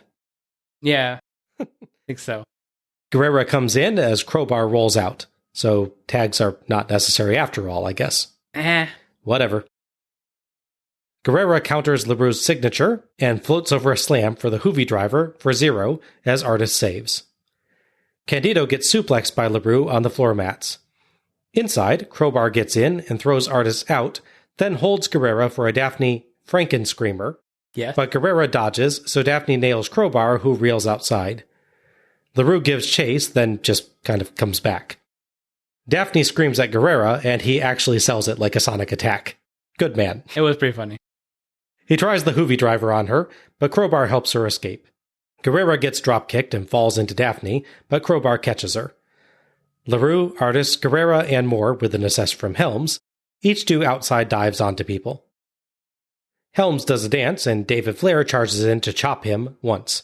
Helms flees, and he and Flair fight outside. Candido goes up top, but Artist runs into the most distant rope possible, so Candido crotches himself on the turnbuckle. That doesn't feel like that should have had an effect. Yeah. Artist and Candido muck up a fight on the top rope, so they repeat it, and Artist dodges a top rope headbutt and hits a Samoan drop.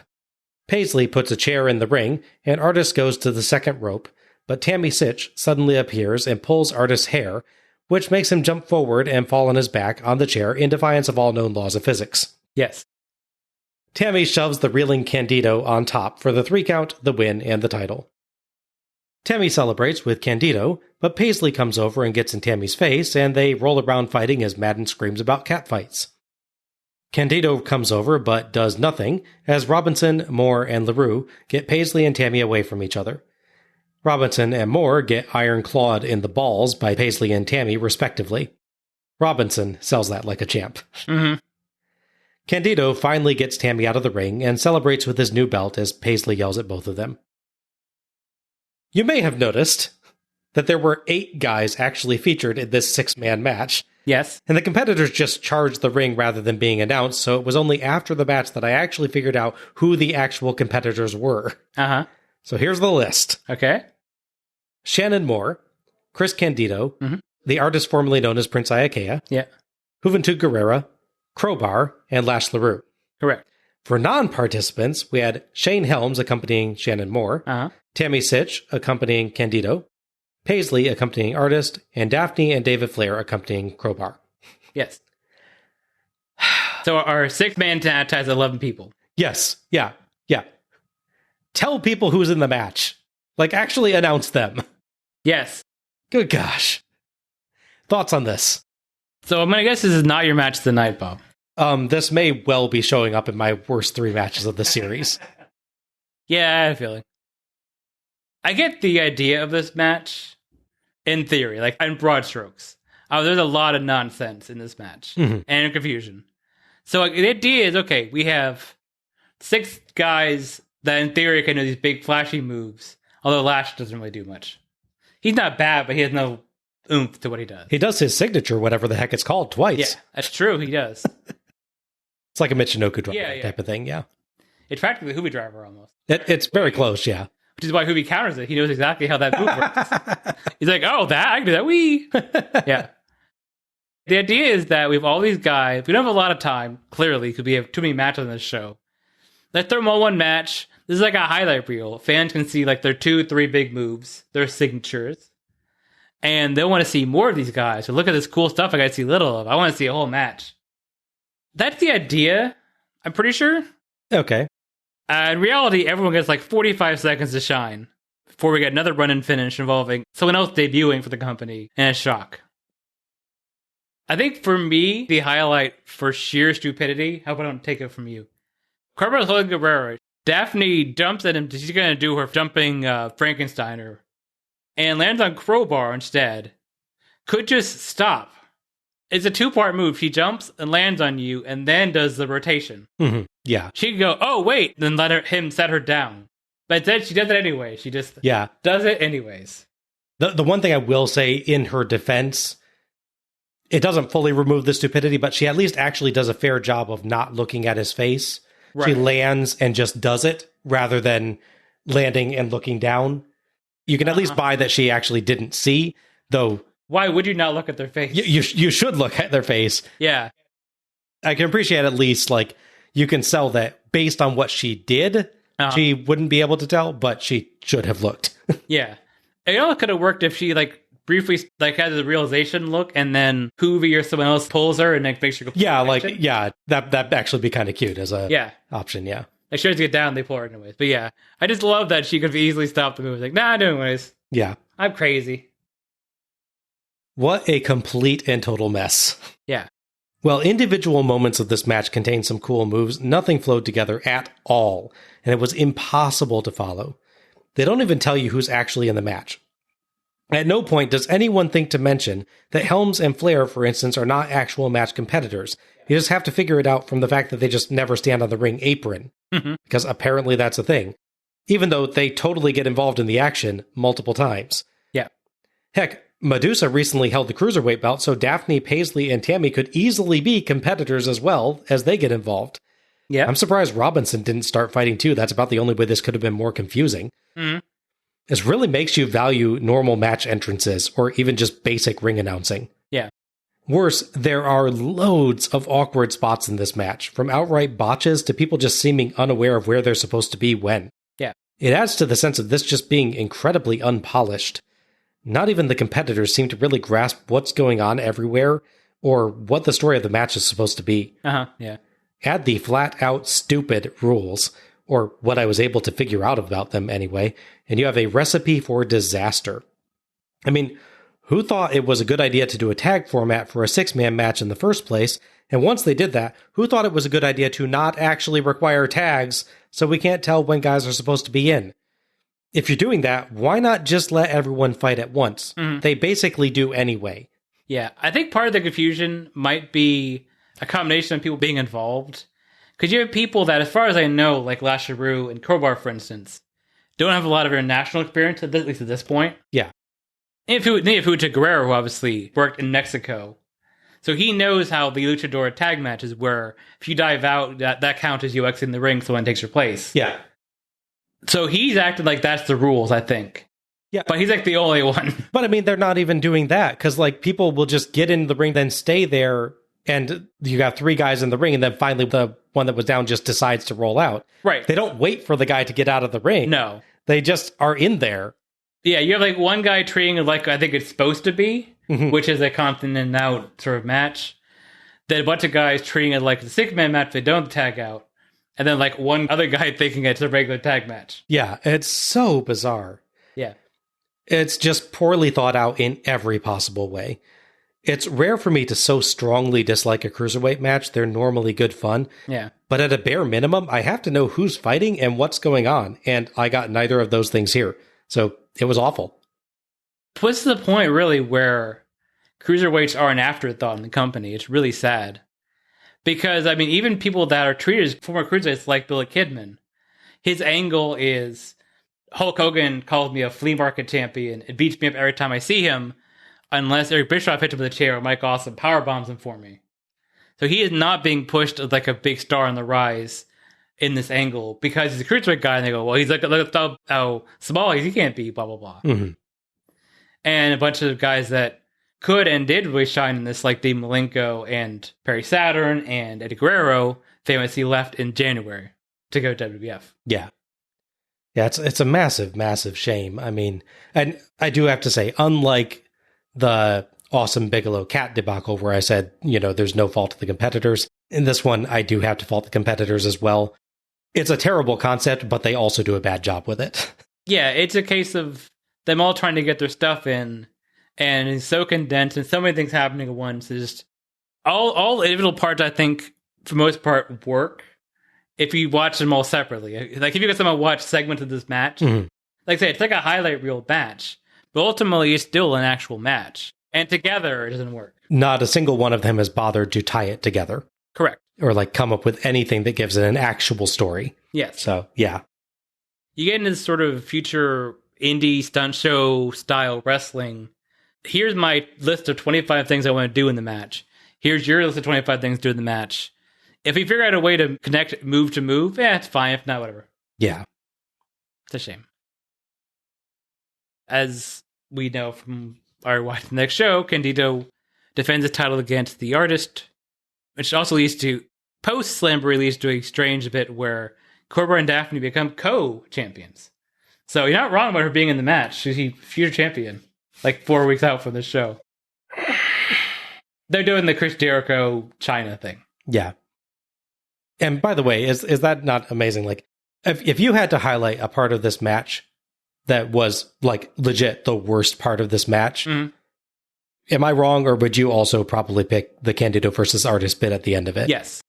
And that's the one they decide to go with as a singles match. Uh-huh. That says about all you need to say about WCW as a company at this point, I think. Yeah. Tony quickly advertises Slamboree 2000, brought to you by Western Union Money Transfer. Please, we need the money. We cut to Mean Gene, who is with the chosen one, Jeff Jarrett. Haha. Jeff Jarrett, earlier on tonight, Diamond Dallas Page made a threat that not only would he win the WCW World Heavyweight title, but that indeed paybacks would be a quote for what you did to Kimberly. Don't be a wise with me, old man. I'll smack your liver spots right in two tonight. Now, as far as DDP goes, what doesn't he get? I am the chosen one. I've got Russo and Bischoff behind me. I've got the new blood on my side. And after tonight is all said and done, I will be the new WCW World Champ. So why don't you choke on that, you old Geritol slap. Random side note, that bit of Jarrett saying, I am the chosen one, that is definitely featured in one of the Slamboree video packages. Oh, I think so. Because that exact cadence I recognized very well. I thought Jarrett did pretty much fine with this, but the only problem I have with it is he doesn't really tell us anything we don't already know. Yeah. He just kind of goes over the basic elements of this version of his character, if rather aggressively. I felt like it needed to more directly address the particulars of tonight's story with Paige. Yeah. Like Paige's did more directly. He just kind of makes it general, I'm a bad guy, rather than Paige is mad at me for this, well, I'm mad at him for this, or like bringing something more personal in. Yeah, I can see, you could do like, he's mad at me for, and Kimberly, if he's mad at that, wait till he sees what I do tonight or something. Right, yeah, like reference the storyline a little bit more. Yeah. But as far as the personality, he gets his personality across fine. Yeah. Anyway. Our 12th match is the Total Package, Lex Luger, and the Nature Boy, Ric Flair, team package, with Elizabeth, versus Buff Bagwell and the franchise, Shane Douglas, with Vince Russo, in the finals of the WCW World Tag Team Championship Tournament. Referee for this one is Nick Patrick. As Luger enters with Elizabeth, Tony discusses the results of the title matches so far. Oddly, he seems a little unsure whether Funk is part of the New Blood, despite, one, Funk having such a long career he's already retired multiple times, yes, and two, Russo screaming at Rhodes earlier because Funk won, and therefore the New Blood didn't.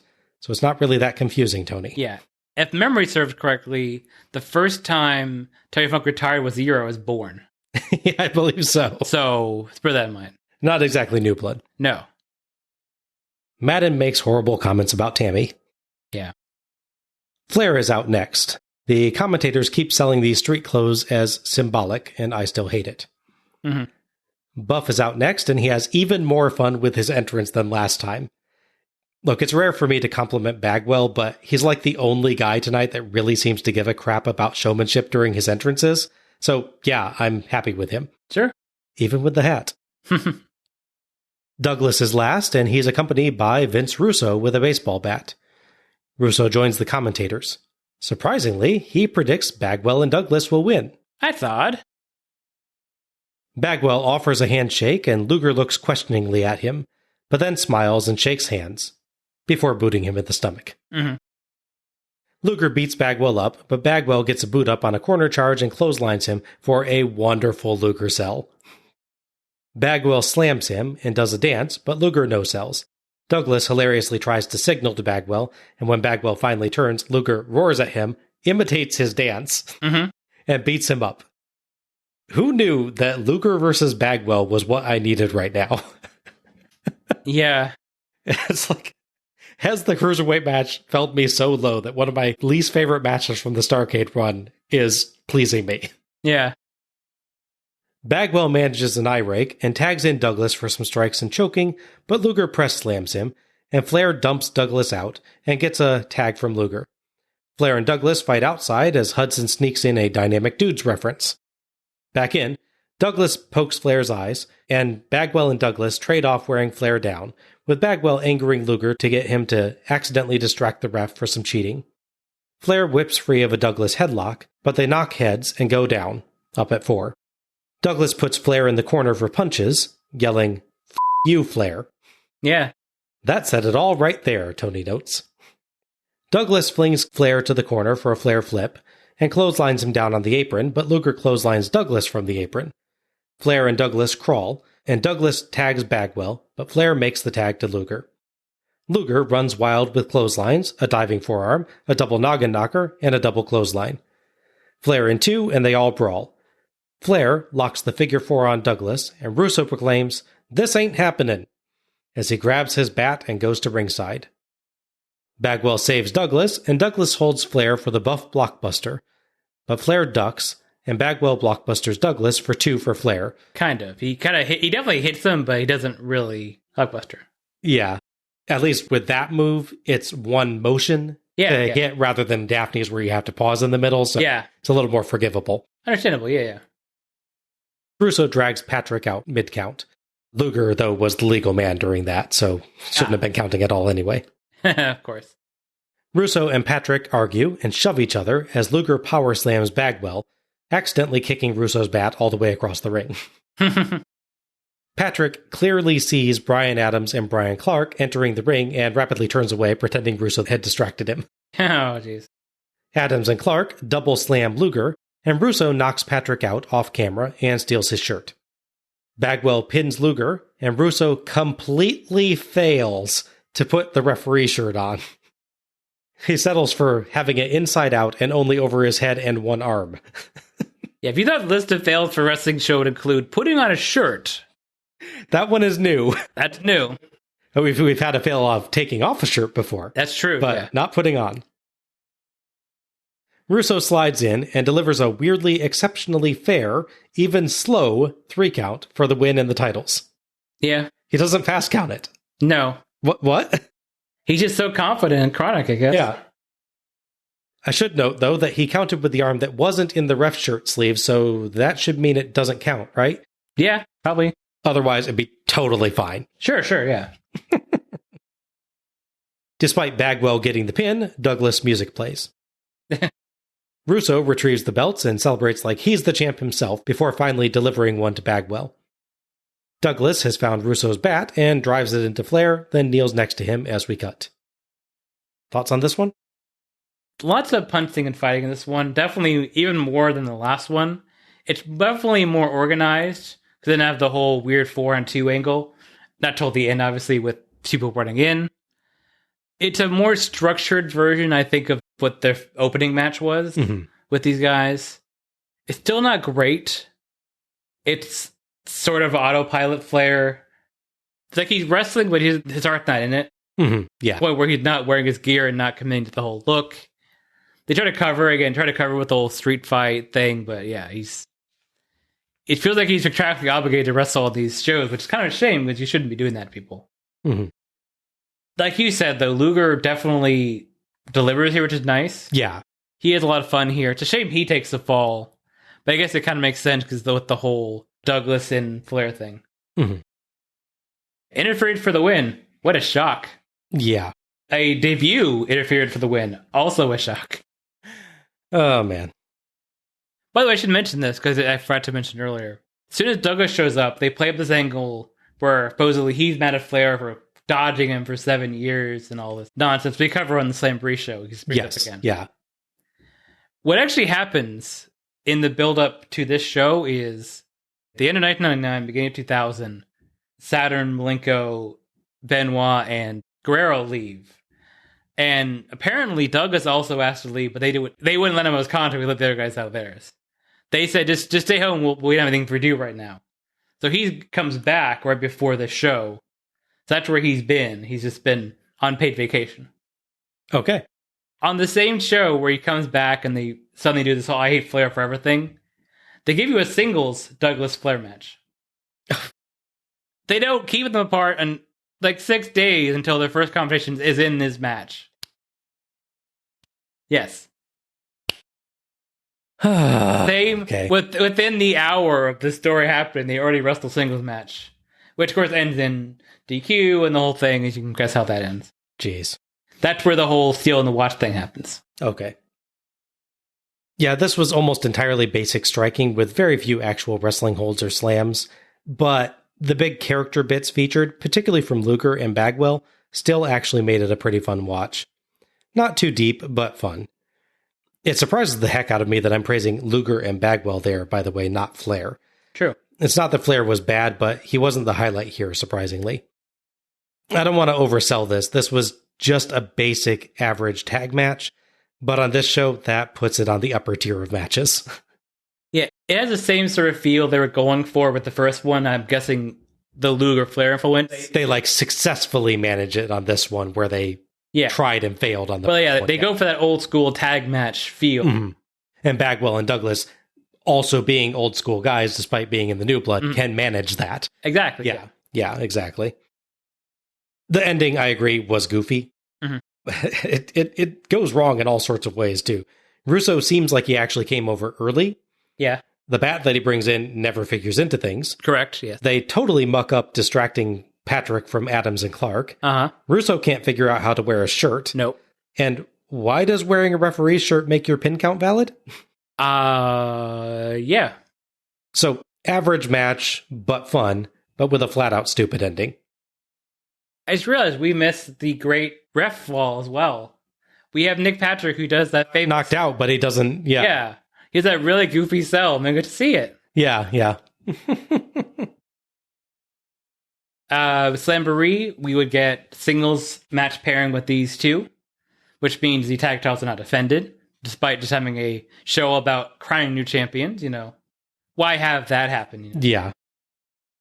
In the short time following Slamboree, we will also have a title change where Chronic would win the titles. They make a point on the follow-up Nitro to this show of attacking the Harris brothers and basically saying, we're New Blood, but we just want to become champions. We're not aligned with you ideologically. Yeah. So the thing with Chronic has never quite made sense. You've been to this before. They're these two big muscly guys in like vinyl.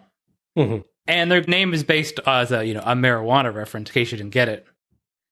They don't look like potheads. No. Or even people that partake, at all. Because there's the levels of that, obviously. So on the Nitro after this, they try to make Chronic like their catchphrase. They have a thing about how, if you fight us, you'll be in chronic pain and we'll be a chronic night. They took like 3 or 4 of them. They throw all these ideas out, what chronic actually means. Wow. That's all pure Russo nonsense. And that is the stick. It just goes, yeah, you're big guys, and there's Chronic. Their move's called the High Times, and they clearly don't smoke pot. Back to Mean Gene, and he is with Scott Steiner. The bump, the finals for the United States title tournament is all set. You're going to be representing the New Blood against Sting for the gold. Mean Gene, I represent myself and keep that straight. You're looking at a physical phenomenon. You're looking at a genetic freak. I'll tell you what, you see that vein in that arm right there? That's larger than Sting's arm put together. So I want you to do something. You go find Sting and you tell him his is mine. Another short one, but Steiner does reasonably well with this, aside from oddly claiming that his vein is bigger than Sting's arm put together. Uh-huh. I mean, it'd be weird even if he worded that correctly, but he also words it wrong. Yeah. But Steiner lets us know that he's for himself before the New Blood, separating from them, but in a different and more selfish manner than Booker earlier. Mm-hmm. So I like that they actually managed to do 2 guys that are in the New Blood, but kind of outside the New Blood as well, but in different ways. Yeah. One feels honorable, and the other feels more selfish. I think my only problem with that is this idea that he's this, like, crazy loner guy doesn't fit with the last, like, 2 years of Scott Steiner. Yeah. NWO Elite. Before that, hell, tag team with his brother. Though I will say, they make a bit of a habit over the last few years of having him repeatedly demonstrate that he's more interested in his own safety and his own achievement than whatever group he's in. Yeah. So that part of it feels legit. What feels least legit is that people haven't recognized that by now and continue to let this guy join groups when he's clearly only in it for himself. True. It is terrifying to see him actually point out the massive disturbing veins in his arms as well. They look ready to pop. Yes. To quote Stewie, chicks dig vascular men. So our 13th match, can't believe we've got so many matches on this show. Yes. Is Big Papa Pump Scott Steiner versus Sting in the finals of the WCW United States Heavyweight Championship Tournament. Referee for this one is Billy Silverman. As Steiner enters, Tony updates the score for the night. New Blood 2, Terry Funk 1, Millionaires Club 0. At least now he's figured out that Funk is not part of the New Blood. Specifically, he cites Rhodes' firing, so I guess that finally occurred to him. Oh, okay. Steiner lets some fans feel his muscles on the way to the ring. We cut back to Gene again, and now he's with Sting. All right, Sting, of course your opponent was in here just a moment or two ago, and Big Papa Pump Scott Steiner, right now in my estimation, a loose cannon. A couple of moments from now, you're going to be facing him for the United States title. Big opportunity. Bischoff and Russo, they want war. Well, guess what? You got yourself a war. And Scotty Steiner, you are going to be the next casualty. You want to try to run from DDP, from Flair, from Luger, from Hogan, from me? It's not going to get you anything. You know why? Because WCW's blood runs through our veins. It's showtime. Again, a pretty short promo. This one felt a little weird to me because it's modern Crow Sting, but he delivered the promo very much in the old colorful early 90s Sting style. For sure, yeah. I just associate this Sting with the dark, broody, hanging silently in the rafters act. It's also a little funny watching Sting deliver a promo with half his face paint worn down. Yeah, it is. Still, this did inject a little extra energy before the match, at least. Yeah. I like that we're finally getting a Sting promo on here. I get the idea that you maybe don't interview people before they're in the finals of a tournament, but it's kind of weird that they just haven't talked to them at all until now. Yeah. They appeared twice in the show already. But like, no, now we'll talk to you. Yeah. Does it feel a tad weird, by the way, that we got these promos just before the U.S. title match, but well after the promos for the world title match, which comes later? Yeah, that's true. Kind of a strange promo order to me. Back to the ring, and Sting makes his entrance to strobe lights after a false start where the strobes come on far too early. No. Madden builds up how insane it is that both of these guys are fighting 3 matches on the same night. Yeah, that's never been done before, except Starrcade 1989 for both, Starrcade 1990 for Scott, and Starrcade 1992 for Sting. So maybe not that surprising. Yeah. Sting gets the crowd cheering, and Steiner makes a rude gesture at them. Steiner attacks, but Sting lands clotheslines and drop kicks, and Steiner rolls out. Oh, Scott, you were doing so well. Yeah. Steiner signals for a timeout, but Sting dives over the top rope onto him, rolls him back in, and tries his top rope splash, but Steiner gets his knees up. Steiner press drops Sting, then yells at the crowd. Steiner line and elbow drop for 2, and he threatens Silverman. Steiner suplex, and he goes outside and yells at the crowd. He's back in fast, but it's really annoying to see this coming back after he's avoided it all night. Yeah. Steiner tries a top rope belly to belly, but Sting escapes and builds to the Stinger splash. But on a second one, Steiner pulls Silverman in the way. Sting just shrugs that off. I guess he's used to that by now. Yeah. He hits a third Stinger splash to Steiner, but on a fourth try, Vampiro suddenly bursts through the mat and grabs him by the leg. Steiner charges, but Sting boots him in the face. But Vampiro drags Sting down through the mat under the ring. Madden preposterously proposes that Vampiro got down there by tunneling through the arena floor. What? Well, like vampires do, Bob. No! Vampiro surfaces with an unconscious, slightly bloody Sting. Madden says he's covered in... What is he covered in? Okay, first off, blood. It's blood. Second, he's not covered in it. It's on his mouth and a little bit on one arm. Yeah. Vampiro hides under the ring, and Steiner revives Silverman and locks Sting in the Steiner recliner. Silverman checks the arm, only once, and awards Steiner the win and the title. Like we said earlier, that would have been a better ending to the Awesome match. Yeah. Not including the Vampiro bursting from the ring, to be clear. But No. that basic concept anyway. Steiner celebrates with the belt, then spits on the barely conscious Sting and makes rude gestures at the crowd. The commentators somewhat clumsily question why Vampiro would help Scott Steiner and how he got under the ring. Thoughts on this one? It's a decent match, but it's more of a punch kick kind of match than the other Sting matches, unfortunately. I think it's a combination of obviously different opponents in all three matches, but it's also the fact that I think it's later in the show, so they've wrestled a bunch of matches. In Steiner's case, not long matches. Yeah. So it's not like he's necessarily worn down, but it's definitely, this is my third match, I'm doing these things here. Yeah, I mentioned these guys have both done this before, but it has been close to 10 years since the last time that one of them did it. Yeah. It makes sense that they may not be as capable of having three great matches as they used to be. Sure. And that might impact the caliber of performance that they're able to put on at this point. Yeah. I know was that Sting's refusal to stop doing Stinger splashes will be his downfall forever. Yes. In fairness, it looks really fun. It does, yeah. You know, I would want to continue doing those if I were capable of doing them. Yeah, true.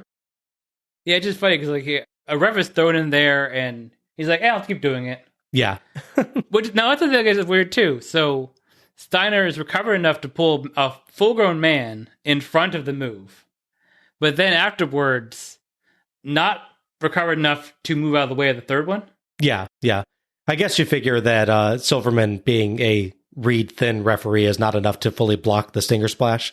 But I'm thinking it's either that or maybe Vampiro is late on his entrance. That's possible, yeah. Sting maybe wasn't supposed to have to hit a third one, but Vampiro was late, so he just had to go for it. Yeah, because Sting was back and noticed the fourth one, and then he stopped. Yeah. That's my guess. I could see that.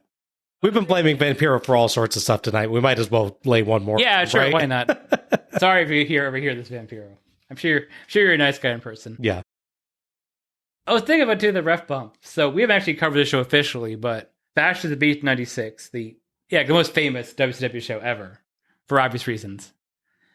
They do the angle where Luger is pulled in between a Stinger splash and somebody. Mm-hmm. He's taken out and can't work the rest of the match.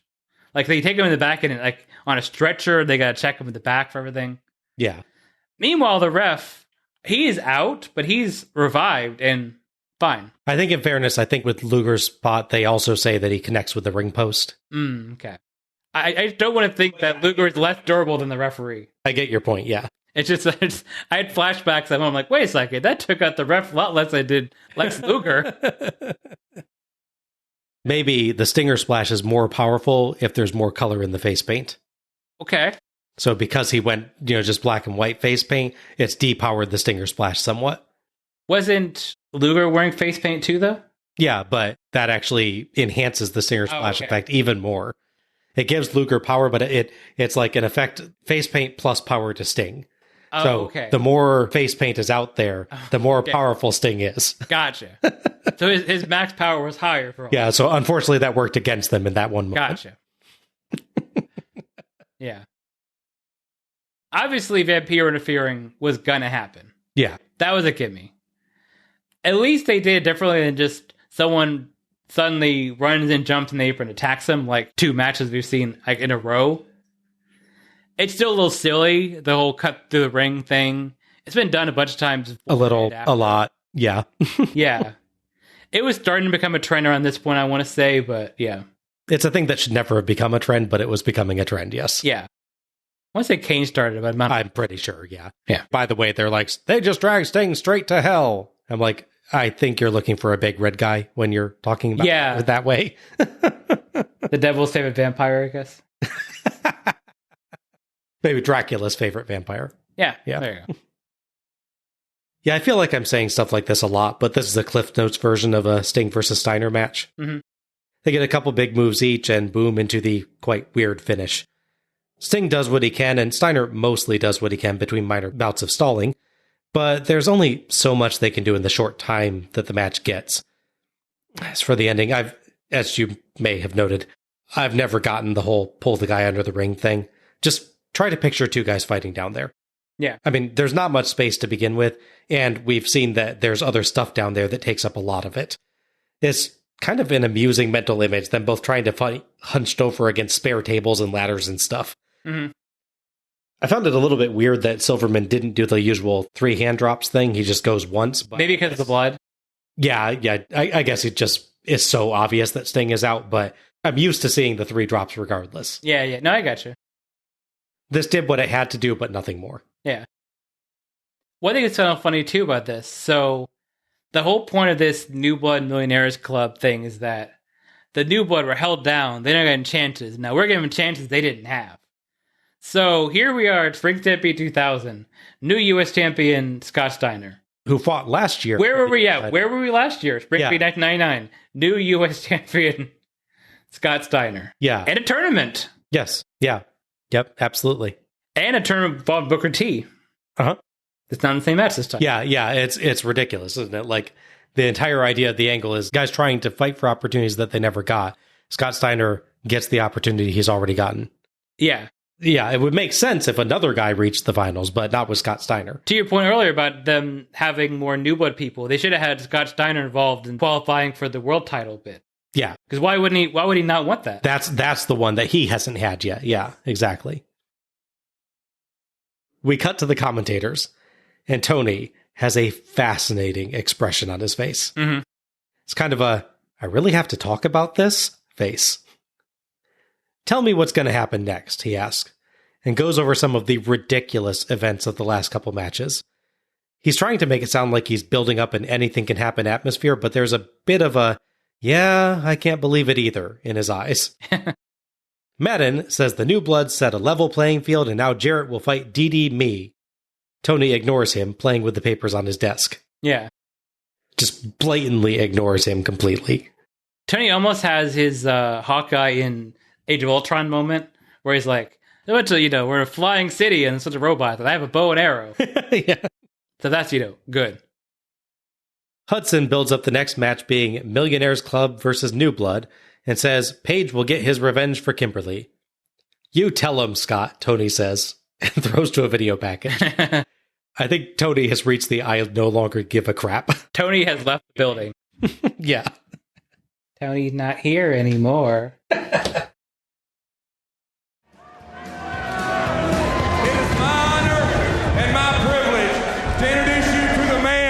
Who will once again change the game. The power is Vince Russo. All titles will be stripped tonight. It'll be a brand new playing field. New beginning. We have no champions. 4 men are going to compete in a mini tournament to determine who will face the chosen one, Jeff Jarrett, at Spring Stampede for the now vacated WCW World Heavyweight title. This is our first tournament matchup. Diamond Dallas Page, coming off of lower back injury, and the total package. The winner of this match will face the winner of a Sting against former world champion Sid Vicious. Buff Bagwell making time with Elizabeth and Kimberly. Diamond Cutter! 1, 2, 3! Page wins! But it was Buff Bagwell that turned the tide! Sid Vicious, the former heavyweight champion of the world, stalks to the ring to face his destiny. Sting is making a case that he should wear the gold. Big sticker splash onto Sid Vicious. What on earth? The wall just wiped out Sid with a chair. Oh, he choke slammed him on a table. Sting's going to win this thing by countout. And for the second straight time, someone from the New Blood has caused the tide to turn in this mini tournament. Who will face Jeff Jarrett? The chosen one realizes his destiny when I am crowned the new WCW World Heavyweight Champion. What is he doing with Kimberly at ringside? Vampiro hit the nail in the coffin on Sting. Diamond Cutter on Sting, who's already down. 1, 2, 3. Jeff Jarrett will face Diamond Dallas Page at Spring Stampede. Jarrett's in the ring. Oh my God! No! Oh my God! Kimberly needs needs medical attention. He wants to take my wife's head off with the guitar. I'm going to rip his head off at the Spring Stampede.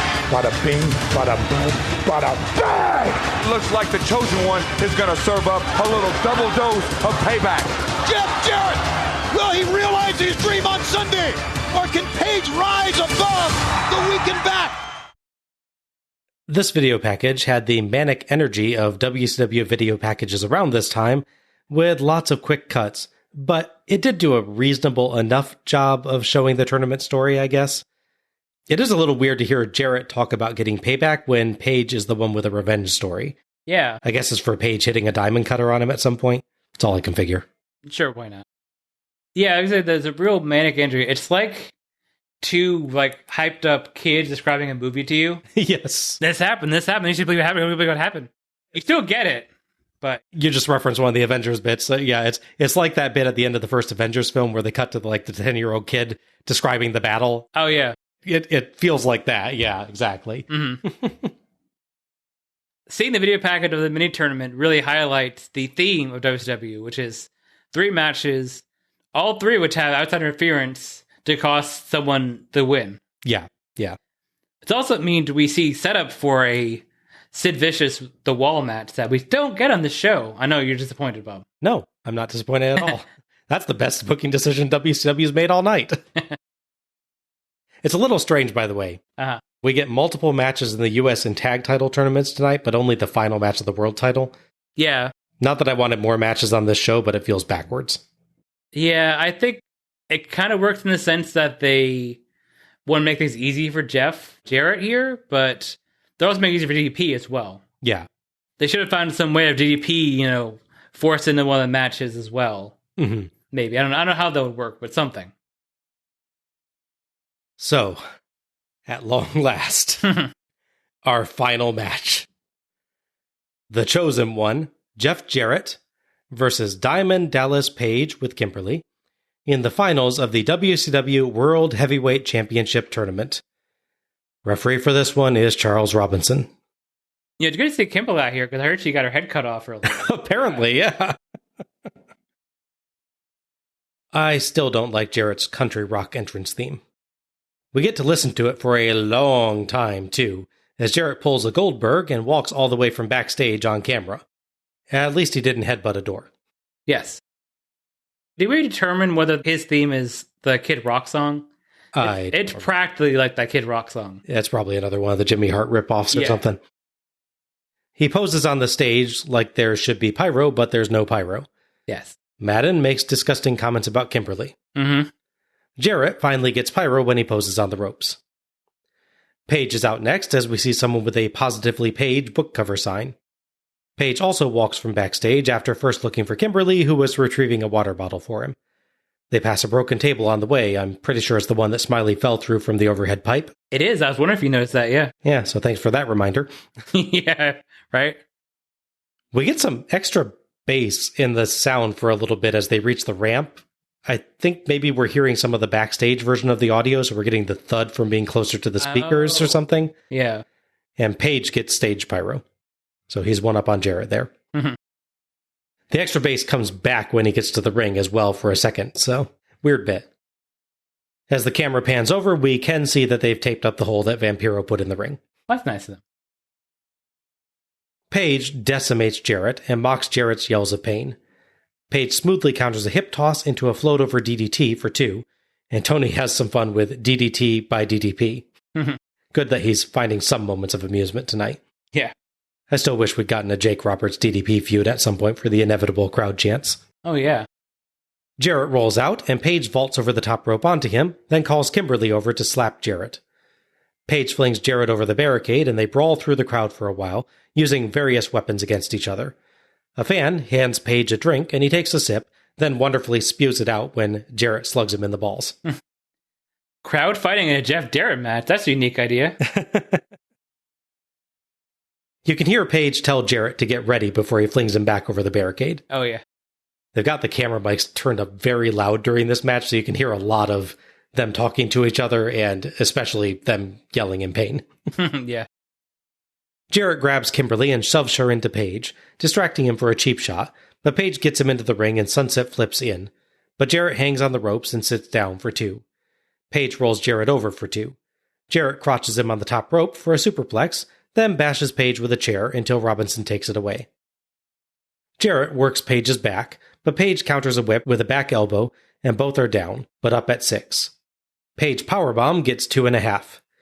Bischoff appears on the ramp with a neutral expression. Page and Jarrett brawl onto the ramp and around ringside, and Jarrett rips up a fan's Positively Page book. I hope the guy expected that to happen, because hardcovers are pricey. I think they was Positively a plant. Probably, yeah. Jarrett does miss an opportunity to also hit Page with the book, though. Yeah, it's weird. He cheats like he's going to use the book as a weapon, then rips it up instead. Yeah. I guess that would make the fan more upset. Jarrett pulls Page crotch first into the ring post, but Kimberly stops a second attempt, and Page counters a third. Page flings Jarrett corner to corner and perfectly slides under Jarrett's kick to land outside, where he pulls Jarrett crotch first into the ring post. Page tries the diamond cutter, but Jarrett grabs the ropes and Page goes down hard, as Jarrett's flailing arm knocks Robinson reeling. Jarrett clubs Page with the world title for 2.5. Jarrett locks on the figure 4 and earns a 2 count. Page can't quite turn the hold over.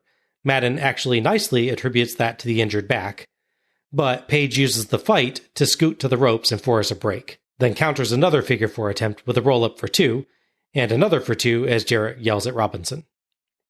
I like that bit. It looked like Page was unable to get the figure 4 turned over, but he tricks Jarrett into fighting that instead of fighting him sliding towards the ropes. They actually really nicely portray that. Yeah, it's pretty good. Page is able to scoot himself without Jarrett realizing he's scooting himself. Right, yeah. Page rock bottom gets 2.5. Yes, we got a rock bottom this year, pedigree last year. Yeah, right. Jarrett gets a sleeper hold, but Page fights free and uses a sleeper slam. Bischoff grabs Robinson, and the commentators theorize that he's helping Page, even though Page just hit a move on Jarrett that could have led to a pinfall. It's based on nothing, too. Yeah. Robinson actually tries to deck Bischoff, which I don't think I've ever seen a referee do. Yeah, it's weird. He has Robinson's one arm locked up, and he's blocking his other arm from hitting. Yeah, and Robinson is aggressively punching at him. It's really surprising. Yeah. Page hits the diamond cutter on Jarrett and calls to Kimberly, who brings in Jarrett's guitar. Page holds Jarrett, but Kimberly hits Page, and Jarrett hits the stroke as Bischoff lets go of Robinson so he can count 3 to give Jarrett the win and the title. Bischoff gives a wonderfully smug smile, and Madden proclaims Kimberly as new blood. Kimberly comes in and shares a hug with Bischoff. Russo, Douglas, and Bagwell come down too, and Kimberly shares a hug with Russo and Bischoff, as Steiner, Candido, and Tamisic appear as well. Thoughts on this one? It's a pretty good match. I thought these two work well together pretty decently. Mm-hmm. They both sort of can work an old school match. This is definitely Jarrett's thing. Yeah. They work in some good new school stuff as well, newer moves and counters. As we see even with the nonsense of next year's Triple Cage match and the other person involved, these two are a good pair. It's clear why they work together so much. Yeah. They definitely have the same sensibilities. That said, I thought some parts kind of dragged. The submission stuff especially drags a bit for me. It's one of those things I know you'll say, and rightly so, that DDP doesn't just sit there in a hole. He's always fighting. Even if his fighting is kind of just shadow punching, being attacked by bees. Yes. Especially when he does this fight to get to the ropes. I like to picture that that's how DDP actually goes to sleep at night, because it was sleeper hold that he did that on. Oh, that's true. And yeah. just him falling asleep is lying in his bed, punching wildly at the air. Yeah. For his part, DDP makes a really good face in all the right ways. Mm-hmm. He's constantly fighting underneath. He's able to time his offense really well and get his strikes in, get his hope spots. He has that ability that the best faces have of being able to look powerful but vulnerable at the same time. Mm-hmm. So he can convince you, yeah, I've got this, but also get your sympathy when he needs to. He's really the second he gets countered, you feel the same way. The top faces are able to do that really well. The guys like Sting, Ricky Steamboat, DDP. Yeah, more like Rock, for instance. Yeah, Rock as well. Yeah, great example. Yeah. Any of the top faces in the business are always able to do that, where they're able to sell you simultaneously on the fact that they are really powerful and you know they can win, right? But also that they can get in trouble and make you honestly worried for them. And Paige is exceptional at that. Yeah. Unfortunately, there's two sides to this. The other side is that DDP is a really good face, so he's also a really dumb face. That's true. My problem with the ending is that it works as it's all his idea. I mean, he sets up earlier that he's going to let her get a shot at him. I get that. But then he has him beaten. If he really thought he could win, he could just pin Jeff Jarrett, become world champion, then pick him up and let his wife hit him. Yeah. If he think that's what she wants. I think it would have worked if, like, he goes for the pin, and she but Kimberly signals, "Wait, honey." Like waves the guitar or something. Make it clear that she needs this to happen, because she does. She needs to get in the ring and hit him for Jeff to win. And they don't quite do enough with it, but in fairness to them, she does actually, I didn't mention it in my recap, but she does actually have the guitar earlier in that. She does, yeah. She's shown standing outside with the guitar. I agree. I think they should have had her signal for it. Yeah. But at least you could maybe reason, he saw her holding the guitar there and was like, oh yeah, I promised that I'd let her hit Jarrett. It almost works. I mean, it gets closer than you honestly think it should for this angle, but yeah. Yeah. The problem with Russo booking, and even people that book like Russo, because obviously he didn't book that long when you really look at how many months he booked, is you immediately expect the turns and surprises. You know there's going to be a twist, so a twist isn't surprising. It's just hopefully the execution's good enough, you accept it. So, I mean, the second she grabs the guitar and goes in the ring, I'm like, she can hit DP. No matter how good they try to sell on their part for her part or Kimberly's part, it's obvious from the get-go that she's going to betray him. And it's one of those twists that's also a little hard to justify. Yes. I mean, because she's not his manager. She's not his tag partner. No. She's his wife. You don't have to have it on this show. You can have that just be the shock ending to it. But there darn well better be an amazing explanation for this the next night on Nitro. And you know there won't be. They try. No, they do a very lengthy look how great we are opening thing. It takes like 30 minutes on Nitro. Yeah. She used the DD Me line, because I know you love that one. Yeah, I know.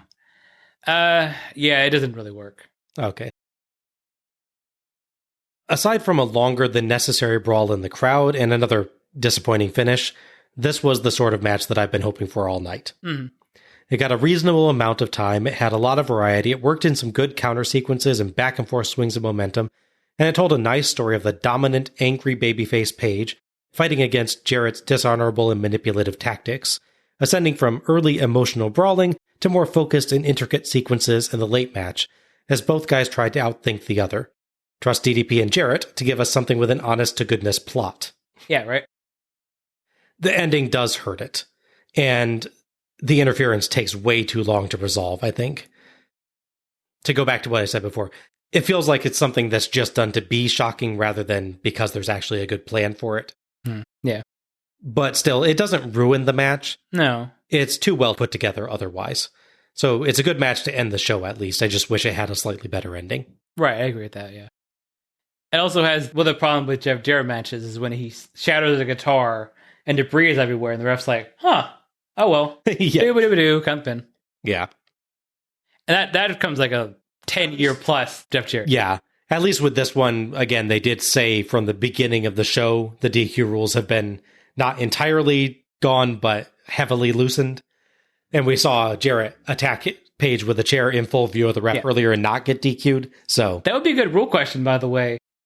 If the ref sees her hit DP, is it DQ? Yeah, I think that's a good question, yeah. Because she's his manager, functionally, here. Yeah.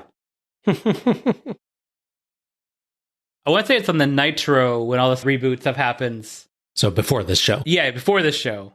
On that one, there's a bit where DP, of course, is fighting Jeff Jarrett, and they make sure to highlight the star of Rated Rumble, who's in the crowd this show to promote the movie. And he does get pulled over the, I think they showed it at Slamboree. I think so, yeah. They pull him over the barricade and him with the guitar.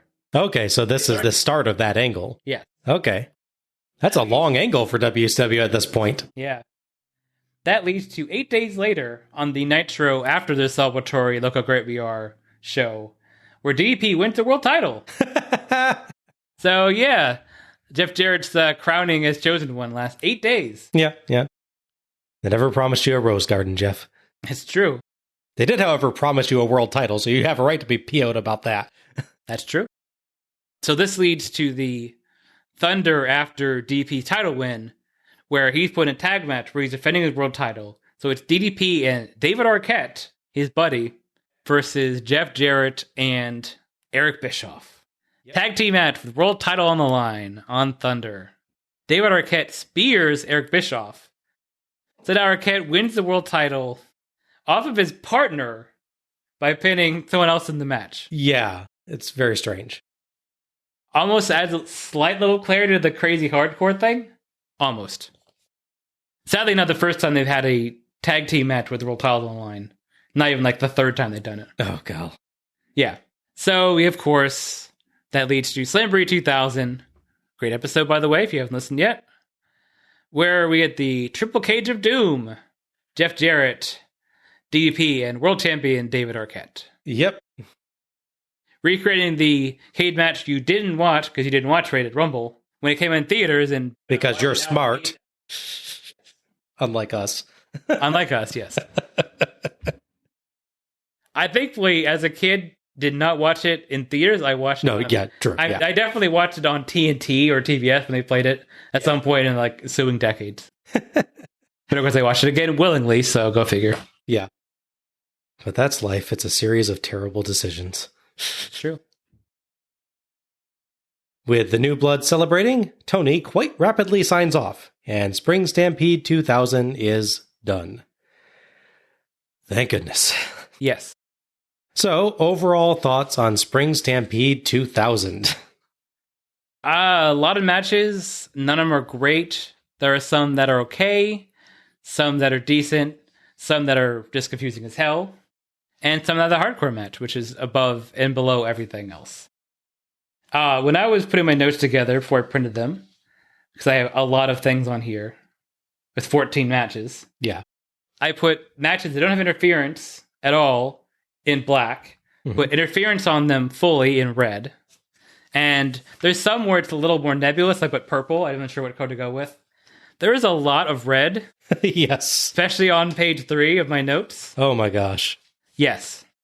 It's just a recurring theme where if it happens once in a show, you're like, man, you know, it's disappointing because you love so-and-so babyface, and he could have won except this happened. But when it happens so many times on the show, you begin to wonder, why am I rooting for DDP or Ding or anybody?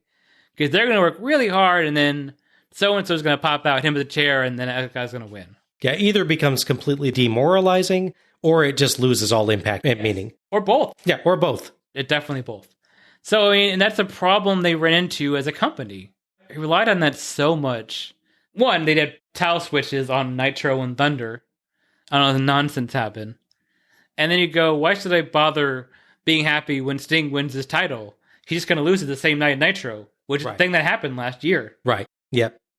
There's some good stuff in here worth watching, but it's not worth, like, civically going, let's watch this show, because it's not good. No, yeah, that's bad for your health. Yes. The series Stagecoach was rolling along just fine. Then the horses stampeded, and the thing drove right off a cliff. Yeah. It's like WCW forgot everything they knew about making a wrestling show. All of the skills they demonstrated quite nicely over the preceding 4 shows. Just about everything that we praised on the rest of the series is gone here. It really saddened me to watch this. With the rest of the series being so great, this show feels even worse. The show is just so poorly thought out, so poorly put together. There's too many matches, and too many promos, and too many stories going on, so nothing gets anywhere near enough time to develop. It's not quite as hyperactive as Starrcade 99 was, but it gets really close. Yeah. They really should have cut all the quarterfinal US tournament matches, do those on TV, and start at the semifinals. That would cut the show to 10 matches instead of 14. Yeah. Also, cut Mancow versus Hart to bring it to 9 because really? Yeah, make it a dark match like you do other matches like this. Yeah. There's just too many matches on this, so they get very little time. Because of that, most of the matches end up basic at best and sloppy messes at worst. And worse, the majority of them are plagued by bad booking and flat-out silly angles. Bam Bam replacing Cat only to himself be replaced by Cat. Wall being unable to tell the difference between a skinny ref and a muscle-bound Steiner. Yeah. Russo half wearing a stolen referee shirt can count a pinfall. Vampiro dragging Sting under the ring. Kimberly hitting DDP for no clear reason and with no clear build-up. The entirety of Funk versus Smiley, just all of it. Yeah. Oh, and whatever the heck the cruiserweight match was. There's quite a few botches besides. The performances tonight are often, though not universally, sloppy. There's just so much wrong on this show that it's hard to see if they get anything right. Promos get next to no time. Everyone feels like they really need at least another 15 or 30 seconds more to really make the point they were trying to make and draw out the emotion they want us to feel. They go better than on Starrcade 99 at least, but probably just because wrestlers are more used to Russo asking them to convey an entire storyline in half a second now. Get more practice at that point, yeah. Commentary is mostly awful. They get in a few good lines here and there, and very occasionally have a decent discussion, but I honestly spent most of the show actively ignoring them. Much like, it seems, Tony. Yes. They rarely contribute to the match or show storylines much at all, and more often distract, usually by way of Madden's offensive jokes or just some plain bizarre statements by Hudson. Tony tries to hold things together, but it feels like he's just going through the motions here, acting excited when he's not really feeling it. Other shows this series, Tony has sounded genuinely into things, which help raise the shows up. Yeah. This one, he tries for that feel, but too much is working against him and it doesn't feel legit. And what the heck happened to the set? Yeah. Where did all the personality of this series go? It's still Spring Stampede. Where's the cowboy stuff? Where's the fun video effects? Actually, where's the fun? Yeah. That's the central question for the show, I think. The previous shows in this series were fun. Fun for us watching, fun for the performers, fun for the commentary team, lots of fun for the set designers and graphics guys. Oh yeah, for sure. This one, it's just slapped together. It's like WCW staff woke from a week-long bender to realize the pay-per-view was tomorrow and they'd done no prep. The care and love that went into the earlier shows is gone. And so, unsurprisingly, is the quality. Yeah. Spring Stampede 2000 exists to exist. I'd be much happier if it didn't. Yeah. So, I almost didn't put this segment on the show. Oh, wow. But I think we still need to ask Match of the Night and MVP. So, Al, your Match of the Night. Oh, man. I mean, it's one of those ones where if there were good matches throughout, I'd be like a breadth of content out here. You'd be like, oh, there's 6 really good matches. I got to pick. It's so hard. But yeah, I actually did run it down interestingly on here. I was trying to see if you going through and us discussing will push me more to the side, honestly. You thought that you would get something that would convince you that a match was good from me tonight. Maybe your recap would help me somehow. Oh, okay. Yeah, no, it's not on there. I didn't write it out. I mean, there's matches people I like Mike Awesome and Sting and DDP, even to certain extent Jeff Jarrett. And there's people that I like but I know not to expect too much from, especially in 2000, like unfortunately Flair, due to a number of reasons, Bagwell, even Shane Douglas to a certain extent. As good as a lot of DDP Jeff Jarrett was, the finish hurts it for me because it's so abrupt and out of nowhere. It's silly. And this long part where it feels like they were told makes match go longer, which is weird on a show where they constant cut things. It's like they cut so much and didn't realize that they were now under a time. Yeah, I can see that, yeah. So, no, do 2 more minutes in this figure 4 hold, guys. TDP's desperately scribbling 2 more pages of notes on his thing. Exactly. It was stretch it out. So, purely on match merit, I have to go Sting Booker T. I honestly kind of thought that would be the one that would get you. Yeah. Not perfect, but it's good. That was the best of the short matches tonight. Yeah. For my part, there were a few decent matches among the earlier set. Booker T versus Sting, I think I agree that's the best of the shorter matches tonight. Sure. But I have to give this to Page versus Jarrett. Kind of figured that, yeah. Ending aside, it was just a good, hard-fought, well-plotted match with the kinds of twists, turns, and escalating action that I've been looking for all night. It's the only match on the show that gets more than 10 minutes. No, yeah. It's 15 on a show that's like... Yeah. 5, 6. I'll say one thing I didn't mention, just to talk about matching quickly. The hardcore match with all the nonsense goes 8 minutes long. It feels like roughly 5 hours, but yeah. That's longer than both of Mike Awesom's matches combined. Yes. So, that's my thought on this show. As far as that goes. The night's other decent to good matches feel like an audition for a later actual match. Yes. This one feels like a more polished actual match. Yeah. It feels like pay to watch Spring Stampede and then watch Thunder and Nitro for free. Yeah. That's, I think, what makes it the match of the night to me is honestly just because it's the only one that I actually feel like I can truly call a match. No, I get that. All the rest of them feels like, let's try out things that we're going to do later. Yeah. So. I think with less fluff, I'm 100% with you. Yeah. MVP? In my heart, I really want to give it to Mike Awesome. I thought when he's allowed to just actually wrestle, he's really good. Mm-hmm. His dives are good. He has good impact on his moves. He gets the one promo segment, which is not amazing. I almost said awesome, but I didn't. It's good, though. It just, he doesn't get the extra thing in his promo because it's so, as you said, so short, so cut off. I think if I could disconnect him from all the nonsense that he's wrapped in, he's my MVP. He shines in his little bit, but there's not enough there, I think, to really say show MVP. Mm-hmm.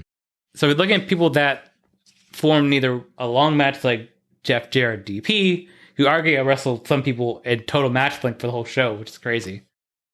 And people that sort of had be able to do everything, even if their matches had issues on their own. I had to go with the easy, but honestly, always a reliable choice, and Sting. Okay. Like with Slamboree for me, go watch that show, seriously. He retains his character with all the stuff that's happening, on Nitro especially, where they're trying to demystify and take all the color and fun out of everything. Mm-hmm. Hogan's wearing all black and is like, rah, swearing and everything.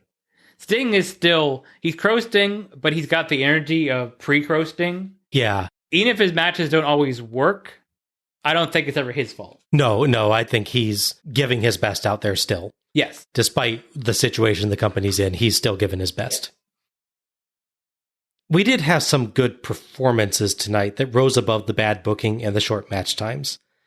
I'll give some credit to Eric Bischoff for some great acting throughout the show during the Hogan angle, to Scott Steiner for actually wrestling instead of stalling for most of the night, as well as differentiating himself from other New Blood members. And again, as you said, for Sting, call out Lex Luger and Buff Bagwell as well for actually blessedly having some character during their entrances and matches. True, yeah. But I'm going to give this to Booker T. Okay. He just has the most interesting arc tonight.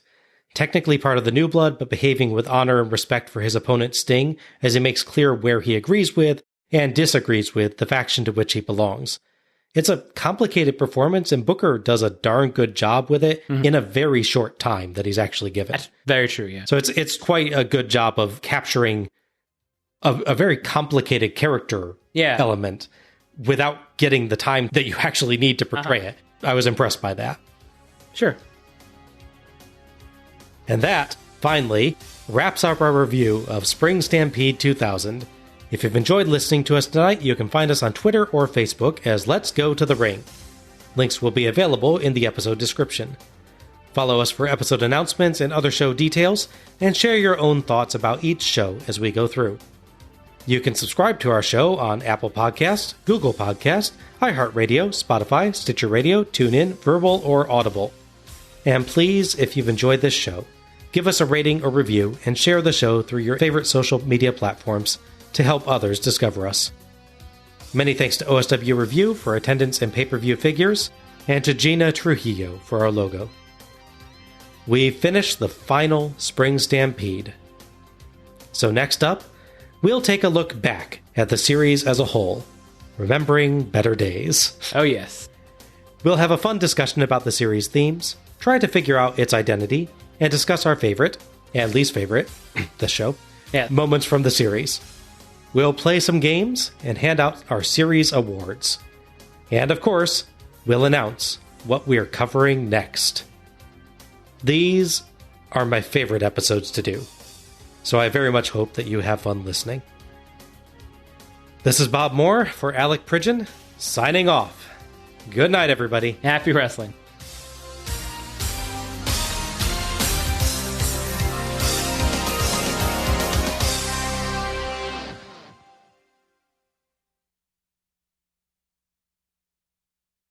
Hello, everyone, and welcome to Let's Go to the Ring, where we take a look at the good old days, and not so good old days, of World Championship Wrestling. Wow, I think that's the first time I've ever screwed up that line. I think you did their website, though, because their website is wcwwrestling.com.